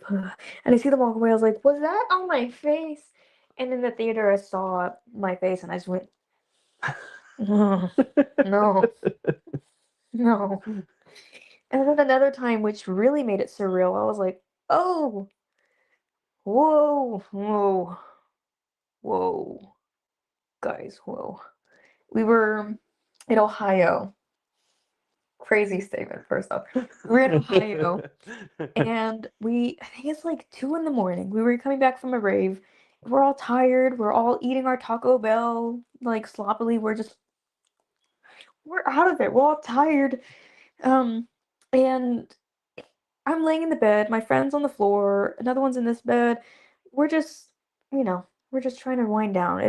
We're tired. We got a flight early in the morning. We're maybe getting like 3 hours of sleep. Hmm. And we're just sitting there, laying there. And I see a commercial come on. I was like, this looks familiar. And I just went like that. And I guess my friend heard it because she turned around, looked at me, and I was like, huh. And she looks back and she goes, is that you? She's screaming. She's like, yes, Amanda, that's my friend. My friend's famous. And she's screaming. I'm like, shh. Like, shh, Kiri, shh, shh. We're in a hotel. You're going to get us kicked out.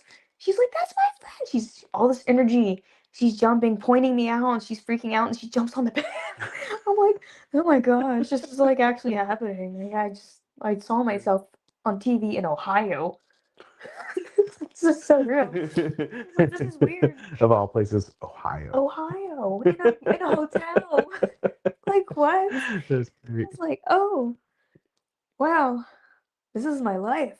I did not think this would happen. Even to this day, I'm like, this is crazy. When I look back at my book and see everything that I've done, look back at my photos, I'm like, wow, I can't believe this is what I'm actually doing.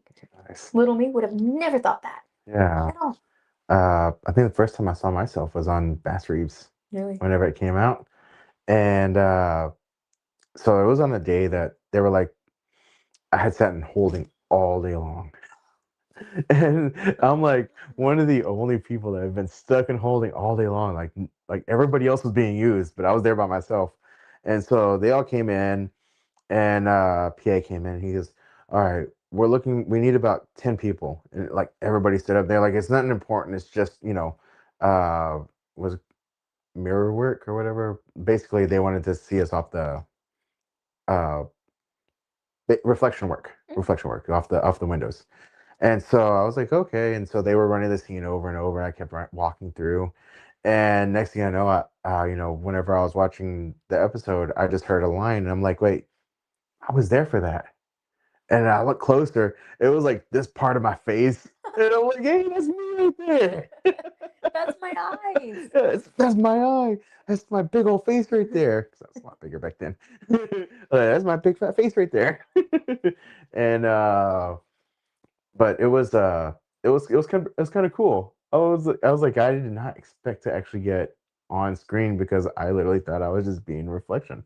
That's why, even if you don't think you're seen, continue to act until they say cut. Because you don't know if they can or cannot see you. Precisely. Yeah. Yeah. There's been times where that's happened to me. Like, thank goodness I was acting. Because I was like, no way. I didn't think they could see me. Like, the camera looked like it was shooting this way. How'd that, huh? And I was like, oh man. Yeah, they weren't kidding when they say continue acting, even if you think you're off screen. Continue acting. You never know. So, I mean, I'm always doing crazy stuff in the background, to be honest. So, uh, there was one they didn't use it, but I was doing like crazy stories about churning butter or aliens taking taking cows and stuff like that. And it was actually in Bass Reeves, and the first AD, Mhm. he came over and told everybody to act drunk around me. I love that. I saw the scene that they played out. They didn't use us that footage that we did, but it was just the fact that he told everybody around me just to act drunk. He said, guys, he's telling you a story and you're so invested because, like, you guys had a lot to drink. You're just sitting there. And so it was What'd you say? it was fun though. I was like, and even like in the Landman, Mm. I was telling a story about canoodling. I mean, for the role I played, that is honestly super convenient. Mhm. That was a weird role, but it was so cold. Another thing, if you do acting, backgrounds as well, please be respectful of one another. I know there's some people that are doing some scandalous type of roles or scandalous background, whatever. Doesn't really give you permission to touch them. So ask them, hey, is it okay if I touch you? And let them know where. Because consent is lovely, guys. It's very lovely. Yes, no unwelcome surprises. Yes. Ugh, I'm getting war flashbacks. Yeah, consent is important. Now, Joseph did ask, have you ever met any A, B, or C famous actors or actresses? Yes. I always forget some of the names, so I'm like, maybe you'll know. My first one, I think first. She was the mother in Good Luck Charlie, Leanne Baker. Super, super lovely lady, like super sweet. She's close to my height, which made me feel a lot better. Because when she was telling me, because we had a talk, she was telling me like, hey, because I even told her I don't think I can go far because of my height, and she said, don't look at it like that. Look at me, and I was like, but you're pretty. She was like, you are too. I was like, But she gave me the advice of like, your height doesn't stunt you. You stunt yourself. And I was like, that is very true. I'll have to start looking at it that way. Um, I met her, I forget his name. Oh my gosh, my chubby face. But I Oh, okay. don't remember his name. I don't remember his name either, but I recognize his face. Yes, and then this is Miss Lovely. That's awesome. Vindication, there was this one, and I feel kind of bad. I feel bad. I might have humbled him, and I did not mean to. It was not supposed to be malicious in any way. But we were talking, and he kept being like, "This is my bodyguard," blah blah blah, and I was like, "Yeah, I'm his bodyguard. Come through me." And at the end of it, I'm talking to other like background people, and I didn't know who he was. But he comes up to me during it and stops. Everyone goes and says it again, like, "This is my bodyguard," blah blah blah. Like, go through her. And as he's walking away, I was like, "Hey, do you mind if I actually get you your social media, like Instagram or something?" Because I was networking, I was getting other people. I Yeah. gave him my phone, and he was like, "Yeah, you can go ahead and follow me." I was like, "Cool, what is it?" And he was trying to say it, and I was like, "Oh no, sorry, I'm bad at typing. Could you?" And he types it, and I see the check mark next to his name, and I went, "It's like, oh, he had a lot of followers," and I was like, "How do I go about this?" Because I don't know if that was just mean of what I did. Mhm. Do you know his name? I don't remember where his thing went. I'm gonna tell you something. I'm horrible with names too. But he was I think people are awesome, and I like meeting them too. But unless like I repeat the names constantly, Yes. I am horrible with names. Like, it took me a while to remember Leanne Baker. I just knew her as Good Luck Charlie Mom. The way I remembered your name was uh, Amanda, Amanda Show. But you remember, I actually kind of forgot your name a couple times too. That's First completely couple times. fine. Honestly, if people But forget my name, I do not fret it because I get it. yeah, As long as you keep telling me your name, we're good because I will forget too. same I here. can't help it. That's why I'm like sometimes I'm like, hey, how's it going? Or hey, bro, stuff like that. Because I've forgotten, and I do apologize. It's not on purpose. I promise. It's totally an accident. Honestly, a lot of stuff happens in life. Yeah. Mm. And another one was he was on The Chosen for like a day, I think. Uh, not David. What's his name? He made animations. Very Loud Parents, I believe. Butch Hartman. Oh, okay. Yeah, Gotcha. Butch Hartman. I met him. I don't know where that photo went. It's somewhere. Now, for me, I can't remember their names, but on 1923, I met both the lead actors as well on season 2. Okay. I can't remember her name. I took a photo with her. She's actually really cool. I met JP Guana. I do remember his name. Sweet. I never heard from He's actually really cool. He's on my friends list too, which was really cool of him. Uh, I did get to meet Dennis Quaid. He went over there, and one of the scenes he went over there, and because I was like standing right here between the pole in this area, because I was walking in the background, and I came out the door after them. But he walks back in. He looks over at me and he goes, "Man, I totally fucked that up." Oh, I guess, but I totally messed that up. And I was like, "Nah, I think it was good. Thanks, man. Give me a fist bump." Just a I cool love having guy. interactions with them. To circle back what you're saying with like being told not to talk to the main cast and stuff, Mhm.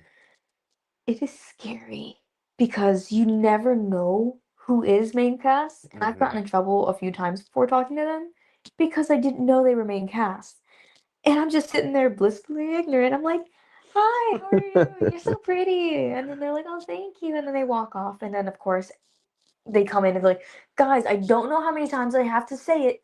Don't talk to the main cast. And I'm like, dang, who would do that? That's crazy. And then I see her walk by and I'm like, I would do that. That's Main me. cast. It was me they're talking about.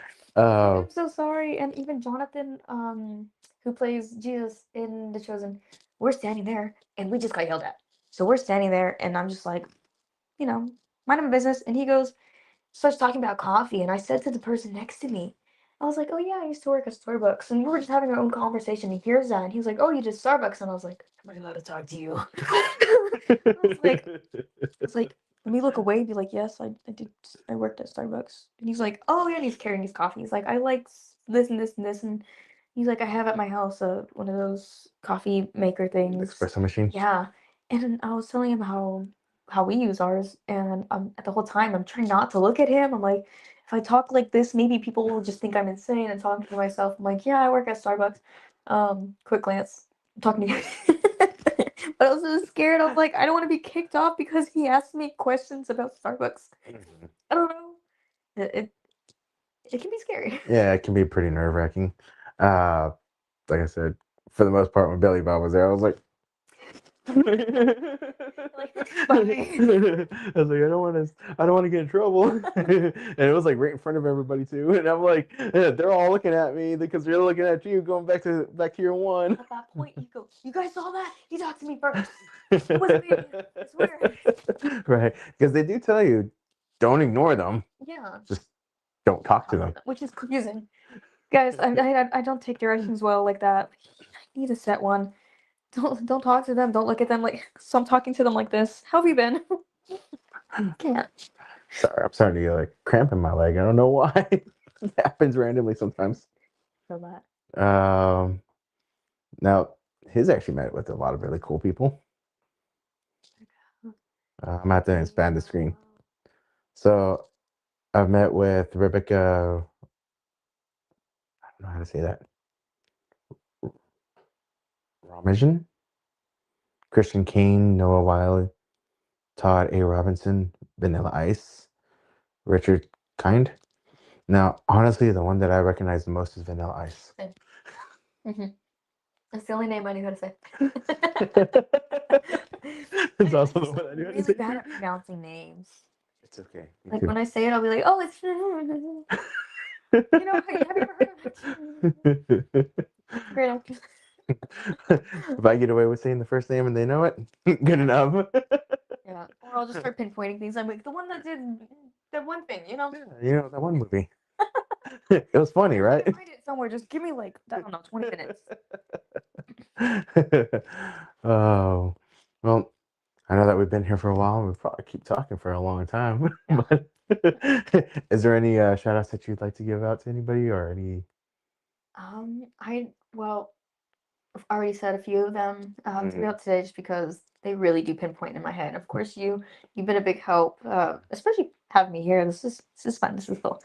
I'd have to say I call him my acting bestie. He's my little bestie, my little kid whisker. Have you heard of Shrek? Now, yes. Brian Fernandez, my bestie. He's done a lot of stuff. I'm very proud of him. Very, very proud. A few of the teachers, I'd have to say for sure. Ronnie Humble, yes. Yes. I owe a lot of stuff because of her. Like, she's helped me in so many times, and I feel bad because I know I stressed her out, and I have her as like my favorites now on my phone calls. That way, if my phone's on Do Not Disturb, her call goes through. I was in the Grand Caymans, and I had no service at all, and my foot was cut open, so I didn't really have my phone with me because I'm focused on this foot that's been sliced open like it's fillet. And you know, I finally get to one of the bars with my siblings, and I'm sitting there because I don't want to do anything. I want to sit. My foot hurts. Or they're playing pool, and then my phone goes. Zzz, zzz, zzz, everything's coming through, and I'm like, weird. Ronnie Hummel, why is she talking to me? Oh my goodness, I have so many missed calls. I have so many missed texts. And she's like, I see one text finally come through. It said 1 minute ago, hey, this is your last chance, last try of me trying to reach you, attempting to reach you before I just go with someone else. I'm like, give me just 1 second. I'm so sorry. And as I'm about to call, it says, "Are you sure you want to call? It costs money." I'm like, "Yes." So I call her. I'm like, "Please answer, please answer, please answer." And she answers, and it was for a commercial that I'm really happy about because I didn't think you'd actually see me. But I was a featured in there, so it was oh, why am I blanking on it? Walk-ons. It was walk-ons. With another shout out, Michael J. Scott. I know Love him. him. He's a really person. cool guy. Yeah. I'll get into that too about something he's shared with me, and I'll share with you guys if you want it as a tip because it's helped me. But I'm just so grateful she answered and gave me the chances because I would have gave up. But I'm very grateful, and she's been helping me get more and more stuff since then. Like I'll see things on her Facebook, reach out, and like very grateful she answers like this, super quick, and will guide me like, hey, you need to have this and this with it, or else they won't look at you. And I'm like, okay, noted, sending it now. So very helpful and grateful that she's been a part of my acting journey. Nice. Um, That's awesome. as for Michael, lovely man. If you haven't met him, great man. Something he told me recently, because there's as actors and stuff, we go through a part where nothing's happening. Mhm. It's empty. We have this like back, back, back, back, back. We're constantly on sets, but then it goes gone. Nothing's happening. And that's when, of course, the whole overthinking happens and all that. And we were doing a brand ambassador gig together. Because I do a lot of jobs. Oh my goodness. I don't make any money, makes no sense. But we were on the job together, and I was telling him, like, hey, I don't know what to do. Like, I feel like I'm losing touch with acting. I feel like I'm not going anywhere. I feel like I'm at a standstill, like a whole, I don't know what to do. It just, maybe it's not for me, but I want it to be for me. And he's like, how long have you been acting for again? I was like, 3 years. He's like, okay, put it in perspective. Your acting child is 3 years old. What do you expect it to do? And I was like, you know what? Okay. Yeah. And he's like, do you expect it to go make you a sandwich, to do all these things for you, to heavy lift? I'm like, no. He's like, right. You expect it to suck its thumb and cry, and it's gonna get hurt. You have to teach it. You have to let it grow up. And I was like, you're right. Okay. I won't be so strict on myself about the acting. I won't be in this mindset of I have to. Just I'm gonna let my career grow, see where it takes me, and try not to like overthink it, try not to expect too much from it. Mhm. Just let it happen. Because I, even now, and back then, when getting into acting, I didn't expect or want my acting career to just spike like that and be famous. It's not the end goal at all. I don't care if I'm famous or not. I just want this to be a career. So yeah, definitely Yeah. looking at it like that puts it into perspective of, hey guys, relax, calm down. Not everything has to happen so fast, and things will take course when it's supposed to.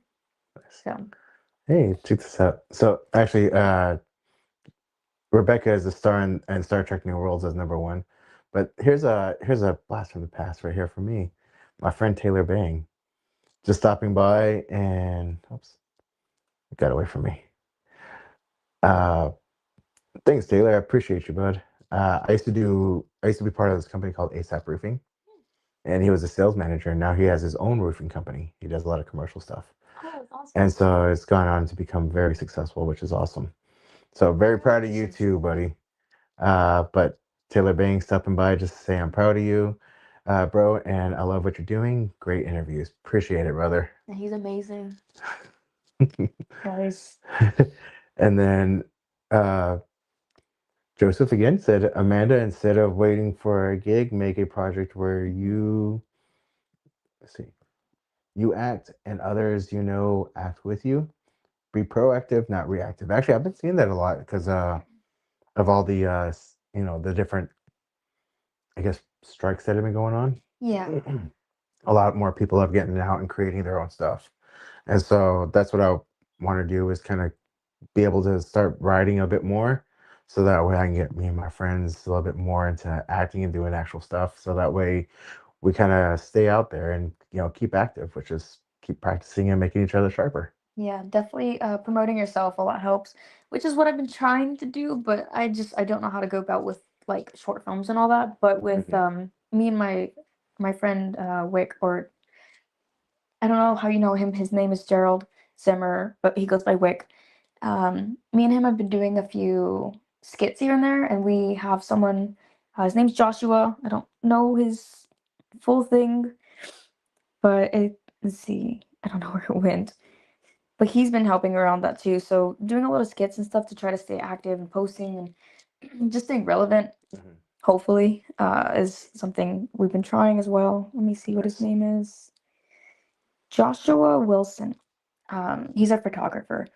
So thanks to him, I've been trying to get a little bit into modeling with like print or whatever.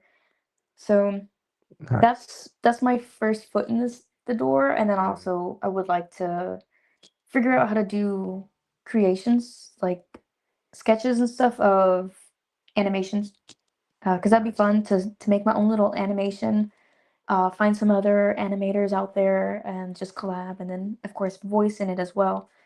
But Actually, that's my route. one thing that I've been kind of interested in doing is like a vertical series where it's like maybe like because I'll be on like Pocket FM, and I like listening to this one called My Vampire System or something like that. But it's like a 10-minute vertical series. And I know that they have little short skits where they have like actual people acting them out.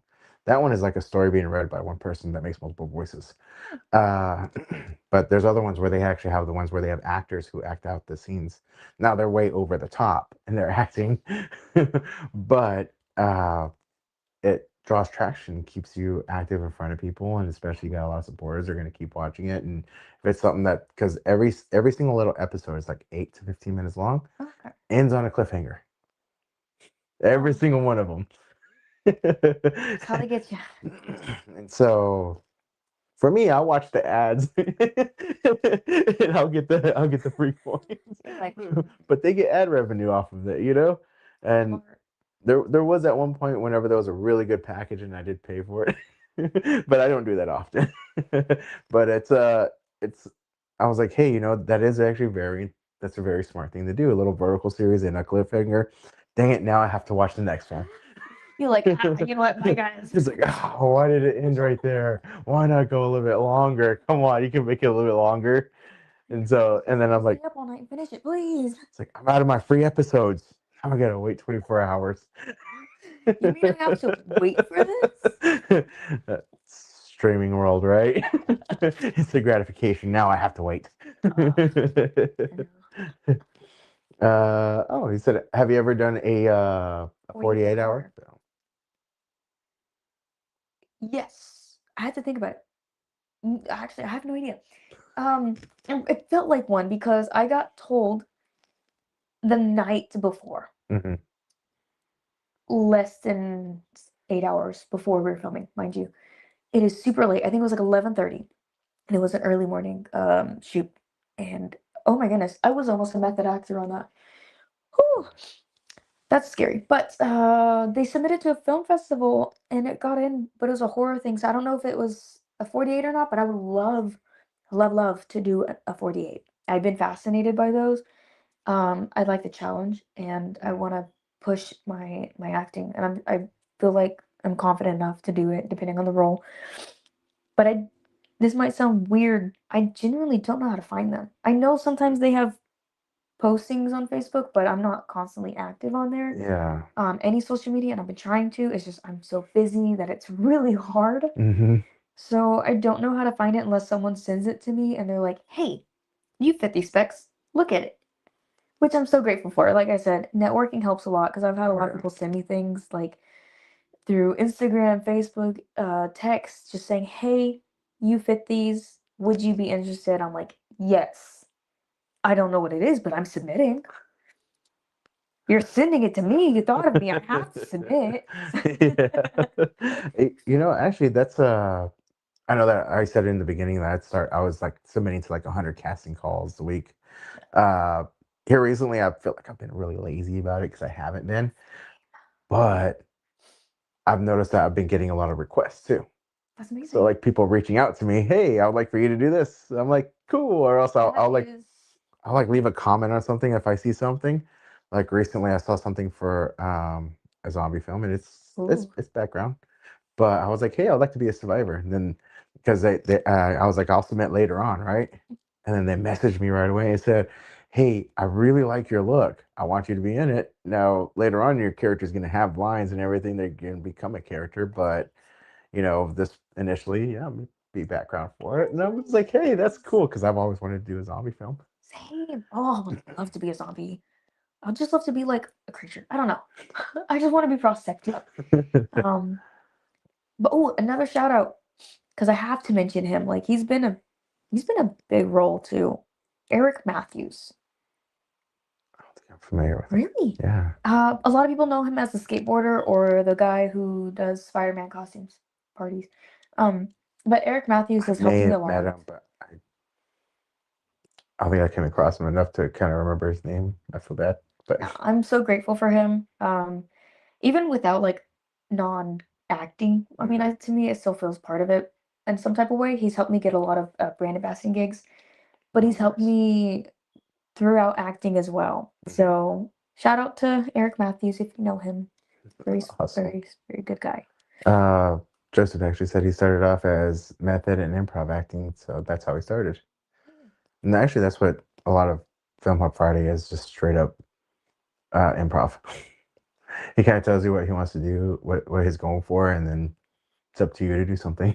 Huh. And actually, in American Coyote, which is kind of in select theaters right now, which was my first actual speaking role that came out, or came out in a feature, because the other one was a short film. But as far as like a feature goes, that was my first one with lines, and I was like, I kind of I kind of went method improv on it. Okay. Because it was kind of a torture scene. And so I was like, I had the bag over my head, and they were like, do you want some water? You want this? I'm like, no. I'm gonna stay like this.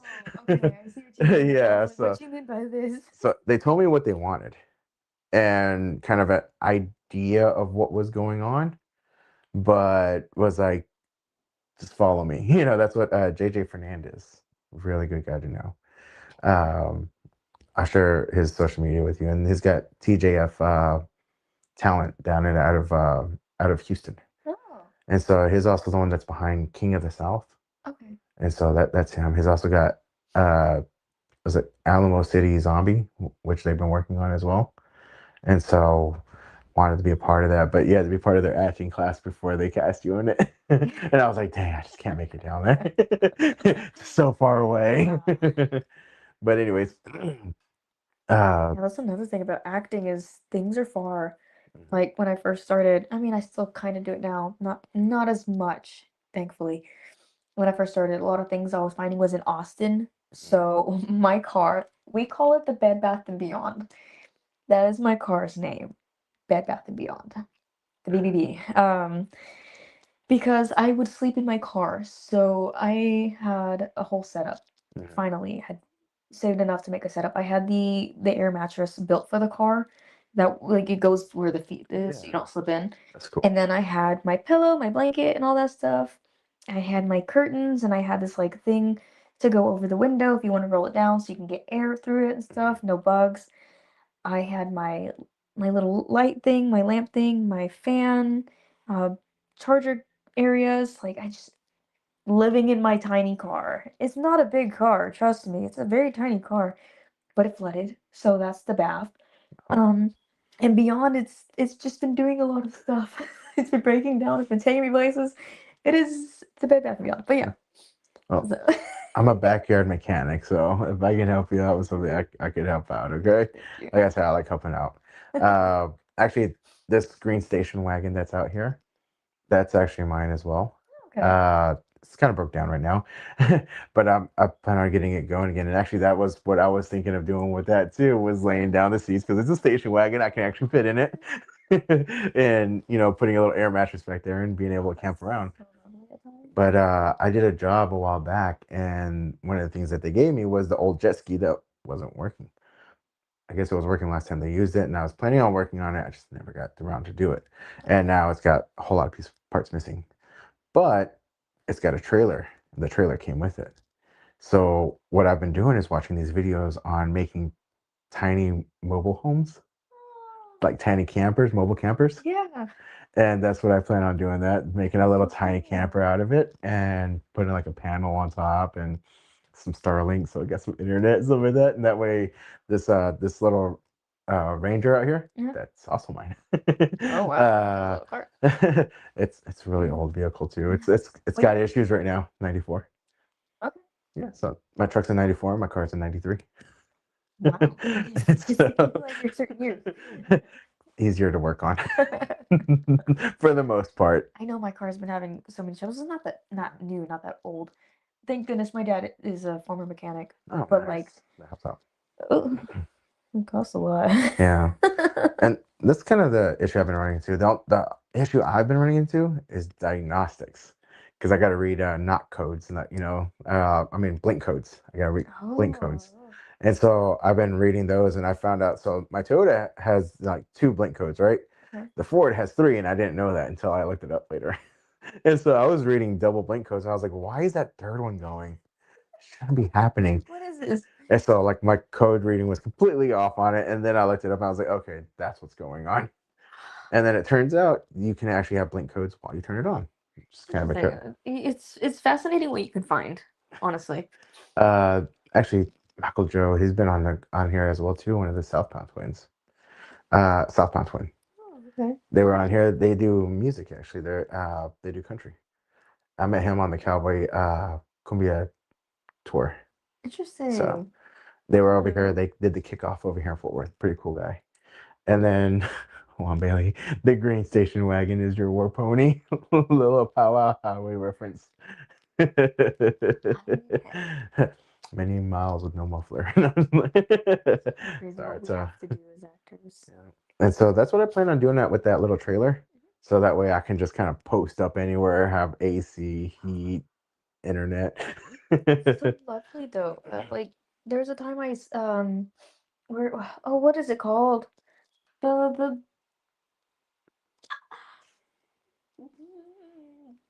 Christian thing. The Capernaum. Capernaum. Wow. See? That's what I say. We got there. Like I slept at Capernaum once in their parking lot. I got permission. I made sure to get permission. And oh my goodness, I didn't realize how good of my body is at reacting to like danger until that night. And how careless and carefree I am apparently. Like I said, I have those green things for air to come through, which means the windows are down. Yeah. You can still go through them. Bugs can't. That doesn't mean big cats can't. They can still go through them. I'm sleeping in the back. It's hot. I'm sweating. I'm practically naked at this point, but it's dark, so no one can see it. I have my windows down. My car's off. It's not on because I don't want to kill the battery and waste my gas and all that because it's far. And I'm sleeping, and I just hear. I was like, okay, whatever, that's fine. And I felt like I passed out for maybe a second, and I hear. And I was like, I got up, jumped in the front seat, turned on my car so quick, rolled up the windows, and went. That was a big cat. That's crazy. And I was like, where's the kitty cat? And I'm trying to look for it, but I'm like, I'm so tired. So I hopped in the back. Car's off again, locked. And I went, okay. I went back to bed. Didn't think much of it until I woke up and I was like, oh. You almost got 8. So I asked people later, I was like, hey, like, what kind of animals you guys got roaming around? They're like, oh, yeah, a lot of big types. And I was like, cool. Oh. See, that's why I want to do a little camper thing, so that way it's completely enclosed, can lock it, get AC, got heat, solar power. It just sounds very appealing to having windows open. Yeah. Yeah. Definitely have that instead.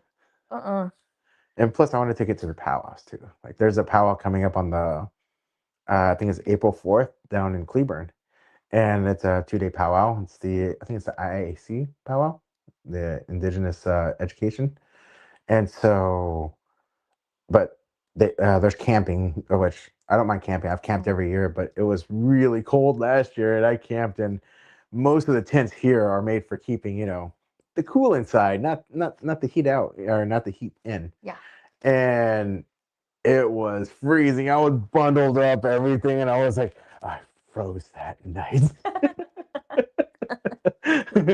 And so I want to camp again. I would love to have that finished by then, but if not, then I still plan on camping anyways. It's probably gonna be cold, so I'm gonna try to make sure I'm a bit warmer. For Yeah. sure. A lot more blankets too. So They have heated blankets. I have seen They are that's why. expensive, but they have. And maybe a mattress that's just a little bit higher off the Oh my ground. goodness, yes, because they deflate in the middle of the night. You wake up and you're like, oh. I remember the first time I camped out there, and I think it was me and Jasmine were out there, and Jasmine's my little girl, and it was missing poles. Oh. And so like half of it was down and it wasn't very big tent. And we had this little tiny air mattress that could not figure out how to air out. And it turns out there was other areas that needed to be plugged up on it. And one of these days Wesley, he helped us out with that. He was like, "Oh, you forgot to close this one." And so they helped us out with another tent the next night. As I think my parents did actually. They brought us another tent, but they let us use a different tent that they had, and they helped us out with pumping that up. And it was like maybe like 2 or 3 in the morning whenever we finally went to bed. But yeah, it was. You could feel everything through it. It was like maybe like that thick of a blanket. I mean, that blanket mattress, air mattress. And so, like me, because like I said, I'm a lot smaller than I was back then, but I'm still kind of big. I was like this. And so I was like sleeping on the ground. I don't like mattresses too much. Thank you. I'll see about that again. Let's see. It's 9 p.m. Do you know where your fry bread is? Fry bread's indigenous 9 p.m. Oh, it is. How about that? We've actually been going on live for a while. See, time moves by when you're having fun. I know, right? And then we also said, would you like to give any shout outs? So we just kept going. Hey, I gave shout outs throughout it. I'm sure I'm missing a few people too. I've worked with so many lovely people. It really is hard to keep track. And it's hard to stay relevant with them, or like Mhm. being able to keep in touch. Like Brittany, I'm sure you know her, Brittany Parkinson. I think, yeah. Yeah. I haven't seen her in years, and we just started talking, I think yesterday or 2 days ago, and I was like, oh, Brittany. But that happens with a lot of actors and actresses you meet. So I feel bad when I see stuff like, hey, no one's checking up on me and stuff like that. I'm like, yeah, it really is hard. Like if I had a list of everyone I've met, Probably need more volumes of that book. this book, I'd need 3 of these probably. I'm sure I could put tallies next to like how many times I've met them. And it'd probably be easier to keep track how many times I've seen them. Yeah. But even with like my gigs, I'm like, I don't remember doing that. I'm like, you were there? I'm like, was I? I was like, let me consult the book. And I'm like, oh, I was there. Yeah. What shit was that again? And I have to look back at my photos and I'm like, oh, yeah, I remember that. Yeah, there have been a few times where, like, I've met the same person 3 times. Mhm. And they were like, yeah, we met over here. You remember? I'm like, sorry. It's not intentional. I promise. I feel so bad. I promise it's not intentional. I really do feel like a super terrible person whenever someone's like, yeah, we've met here, here, here, here, here. And I'm just like, oh, I'll remember you this time. Because now that you've brought it up, I won't forget my embarrassment. Like, I've had that happen really early on, thank goodness. And I'll never forget their name. I'm not going to say it. But we're on set, and I was like, I know this person. What's their name? But they're on crew. And I'm looking at their walkie, and I'm like, okay, well, everyone's name's on their walkies, right? And I'm like, okay, well, their name says this. And as they're walking, I was like, oh, hey, so-and-so. So confident. And somebody else is watching. With someone else's walkie. They're like, oh, that's not my name. My name's blah, blah, blah. And I was like, oh, like, I won't forget it now. You're like, I'll never forget their name. I'm not going to say it. No, I won't say it. I forgot. I felt so bad. I was so embarrassed that for the rest of the shoot, I kept trying to avoid them. I was like, It's like when somebody quizzes me, like, oh yeah, who all was there? Matthew was there. Like 4 other people were there. I was like, Doobie was there. I don't know their names. Wait, that name sounds familiar. Doobie B. That name sounds familiar. He was a rapper, and now he's a filmmaker. He's the one that's the head of IRM Films and Film Hub Friday.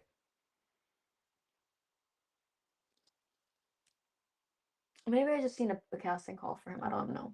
Yeah, he puts a lot of casting calls out there for the Film Hub Fridays because he's been trying to build that up. I think I did see it because I kept saying the name over and over. I was like, am I saying this right? And I was like, oh! That's what I was like, yeah. Sorry, that's my happy song when I'm door knocking. That's why I was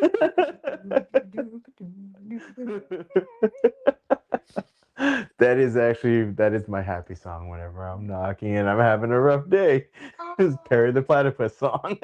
just goes into the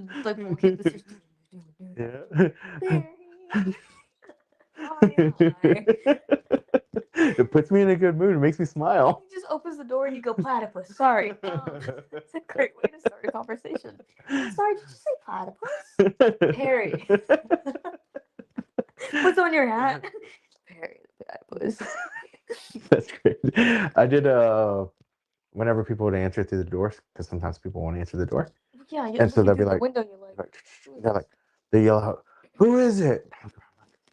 Who said that? Wait for them to say it a couple more times. Okay, they're not gonna open the door. It's me, Mario.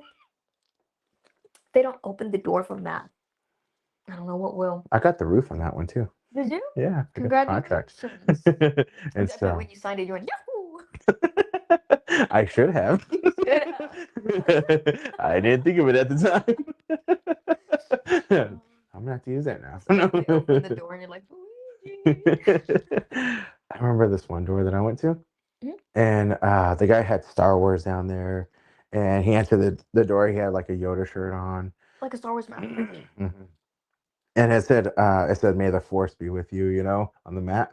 And so I was like, "Oh, this is gonna be cool," because it was one of the other guys I was working with. He goes, "Hey, go knock that guy's door over there." I found out that's because they got yelled at. So they were telling me to go knock it so that way I can get yelled at. And so I was knocking. It was after a big storm, so he's been hit like maybe 100 times in that neighborhood. Oh, but he has And bad so luck. he was annoyed, I would be too. and he opened up the door. He's like, "Oh, what do you guys want?" And I'm like, your roof is bent in." He goes, "I know. I don't care. I'm tired of you guys knocking on my roof. I just told somebody from your company to leave me alone." And I looked at him. I was like, "I'm the contractor you're looking for."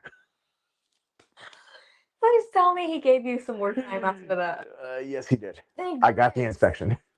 He actually listened to me. I took photos of the of the broken roof and all the other damaged photos, and I came back down. And he goes, "Let me guess. You want me to sign a contract? This is the contract you were looking for." Contract you signed with. I replaced that roof too. Yeah. It's just just being random. Like that was the first thing that came to my mind. I love that. Oh, you know what? That would have made my day if I was like so mad and someone just went like that. I would have laughed. I would have been so mad that I laughed too. I'd be like, oh, I can't believe I just laughed at that, but that was funny. I can't help it. Because I was like not too long off of going around with the magazine crew. That was probably like one of the more previous jobs that I had done. And I was working at a pawn shop right before then. And so I was kind of used to people being a little upset, especially being a little bit more fresh off the magazine crew. Interesting. Everybody's mad at you. That's some I good had- like training. Yeah, I had somebody tell me whenever I was doing magazines, he's like, "Go get a real job." I was like, "Well, how much do you make?" He goes, "I make 65,000 a year." You hired? I was like, "Oh, really?" I was like, my taxes say right now that I'm around 90.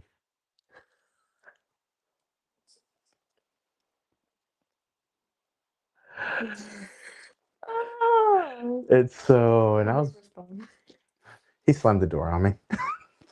I don't blame him. That was kind of a dick move, to be honest.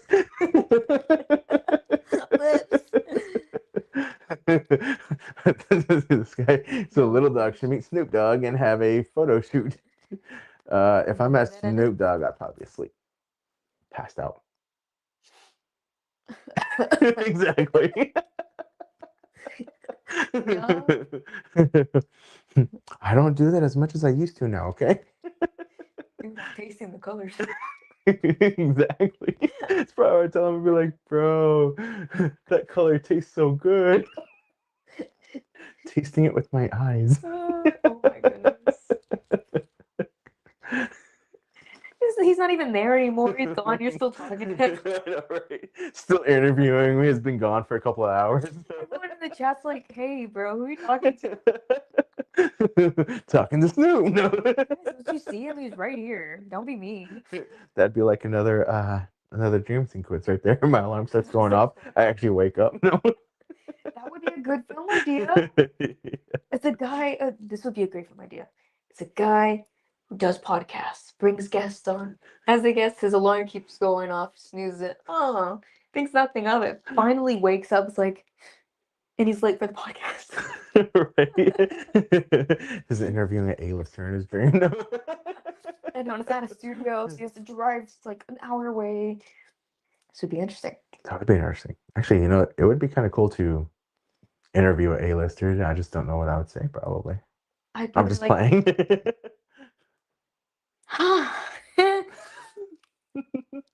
So your name is? So what do you do? I mean, guys, I'd be terrible at it. I'm pretty sure I would still act the same way. No, same. Yeah, same. That's just great how we just instantly retract what we just Hey. There you go. Hey, we're going over the film concept. No. Yeah, I'm thinking of lines. Sorry, script. Line. No. Every time I hear that. My lines memorized. I promise. It was no. I don't need help. I'll get this. I promise. I know my lines. I was up all night studying them. I know it starts with an A. Line again. No. You just go. That's it. Right. Right. You know what? One of my favorite ones that has an actor who plays an actor is Series of Unfortunate Events with Jim Carrey. I love Jim Carrey. That movie was hilarious. He's like, wait. Line. It's like he's doing it like real life. Oh, he's such a good actor. I'd love to interview him for sure. That would definitely be fun. Just to get to know. It'd be interesting because I know that there's been a shift in him, you know, and it's been a little bit unfortunate, especially with what happened to, I believe it was his sister or his wife. Details are fuzzy. I didn't go too down the rabbit hole because getting into that stuff makes me feel weird. But I've noticed that there was a shift in his personality from before then and after then. Yeah. And so it's a little saddens, you know, but I feel like it'd still be pretty cool. But I know that he has said that he allows his bipolar to act up. Same. Yeah. And the one I sent you with the poster, Mm-hmm. I have to do a flip where she's like, so basically she's very innocent. She doesn't do anything besides for study. She's very into her studies. Mm-hmm. She doesn't go out and party and all that stuff. She's very quiet, very mute. But her roommate throws a party and stuff. She's very extrovert. She is not. And there's all these people like smoking weed on the balcony and stuff. And she's trying to be a part of it just to be cool for her roommate. And they have I won't go too in detail if you want to watch it. It is on YouTube, I believe. But long story short, at the end, she goes from like freaking out and going and all this stuff to worried she's about to get trapped and then kills someone. I won't say who. She kills someone and goes from like worried face to completely gone. She's feeling all these like fearful emotions and no longer feels anything. Completely numb, Doesn't feel happy, sad, mad, nothing. She's just gone. Yeah, not There's for really few you. roles like that. Not for you as an actress. How did that, or was it drawn off of like different emotions that you've had to do in the past, or? This might sound weird. No one believes me when I say it. That is who I am. Uh, I everyone sees me as this like bubbly person, very smiley. Soon as I get like to myself, I mute, gone, like dissociating. But I think it's because growing up I was like very traumatized. mhm. But I do draw a lot of those emotions from like my past experiences. I wasn't exactly in a healthy relationship with someone for 3 years. It was very toxic, very abusive. So I draw a lot of those emotions, which Yeah. I like playing those roles because I know how to portray those emotions. Mhm. I would like to play more because I find I don't know if you watched it, Arcane. Yes.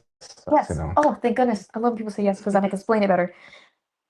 Jinx. Mhm. I am her Mm. to a T. It's a little scary to say that because people look at Jinx and they're like, she's psychotic. I'm like, yeah, yeah. But she's been through a lot of trauma, so I would like to play more of those roles, just because I would like to bring out more emotions. Yeah. Because it brings out the sad, the happy, and then the chaotic, the neutral, just everything, you know. Yeah. So that'd be fun. That's pretty cool. And actually, I could kind of see that. Uh, you could have did that a little bit whenever we were on at the patch, Yeah. and there were a couple of times where Absolutely. you just where you kind of did that, and I was like, wait, that's the real Amanda. Yeah. She slips through at times when I'm like drained, when I can't put on the mask. Hmm. Which I know a lot of people do because your brand is everything.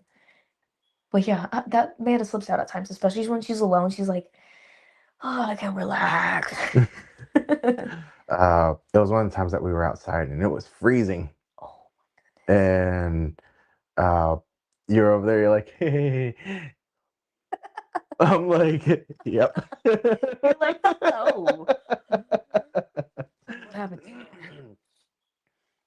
And well, Joseph said that he's got to go, and so appreciate you watching, buddy, and appreciate your interaction, as well as we appreciate everybody who's been watching as well. And there's still people who are viewing too. And honestly, I mean, this is got a lot of interaction on this episode, Amazing. so Awesome. it's always great to, Very grateful that he was asking a lot of questions because it gives us something to go off of.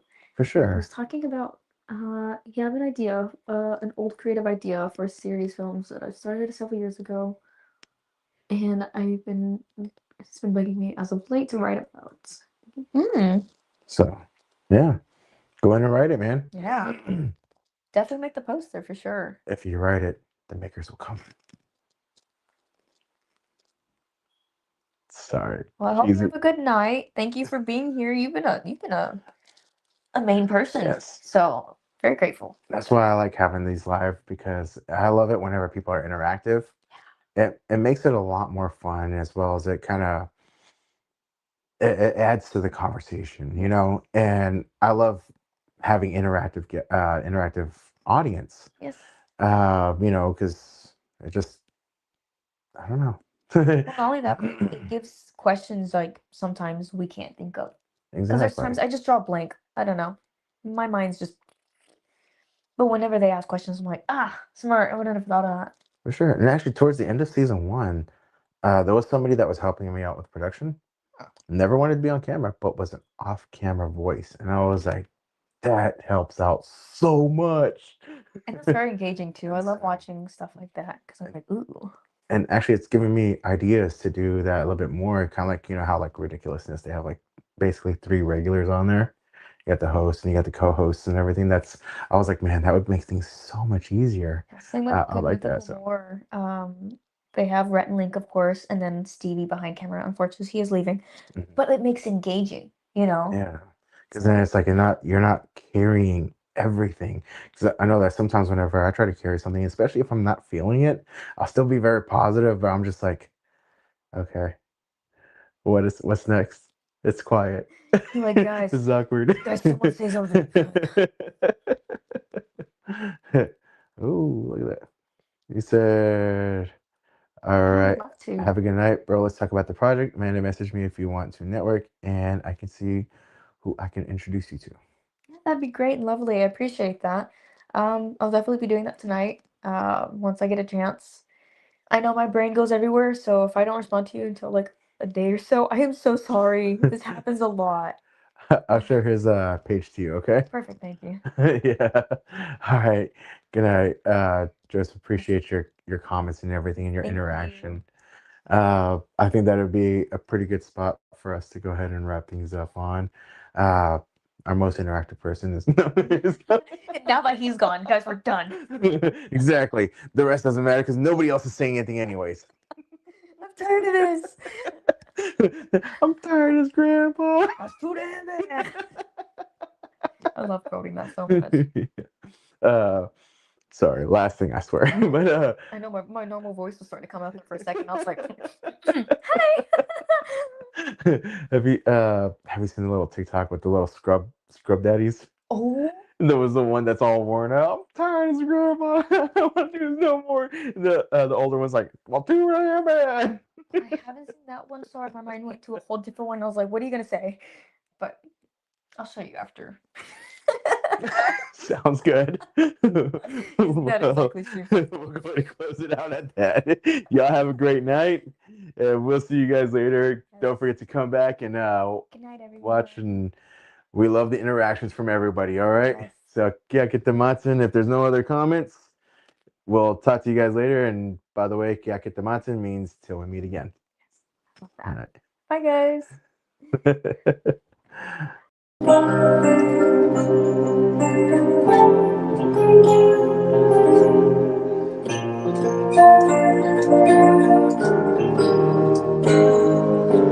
Fuiste mal con mi corazón y ahora vienes a buscarme. Un día fuiste todo para mí y ahora no puedo.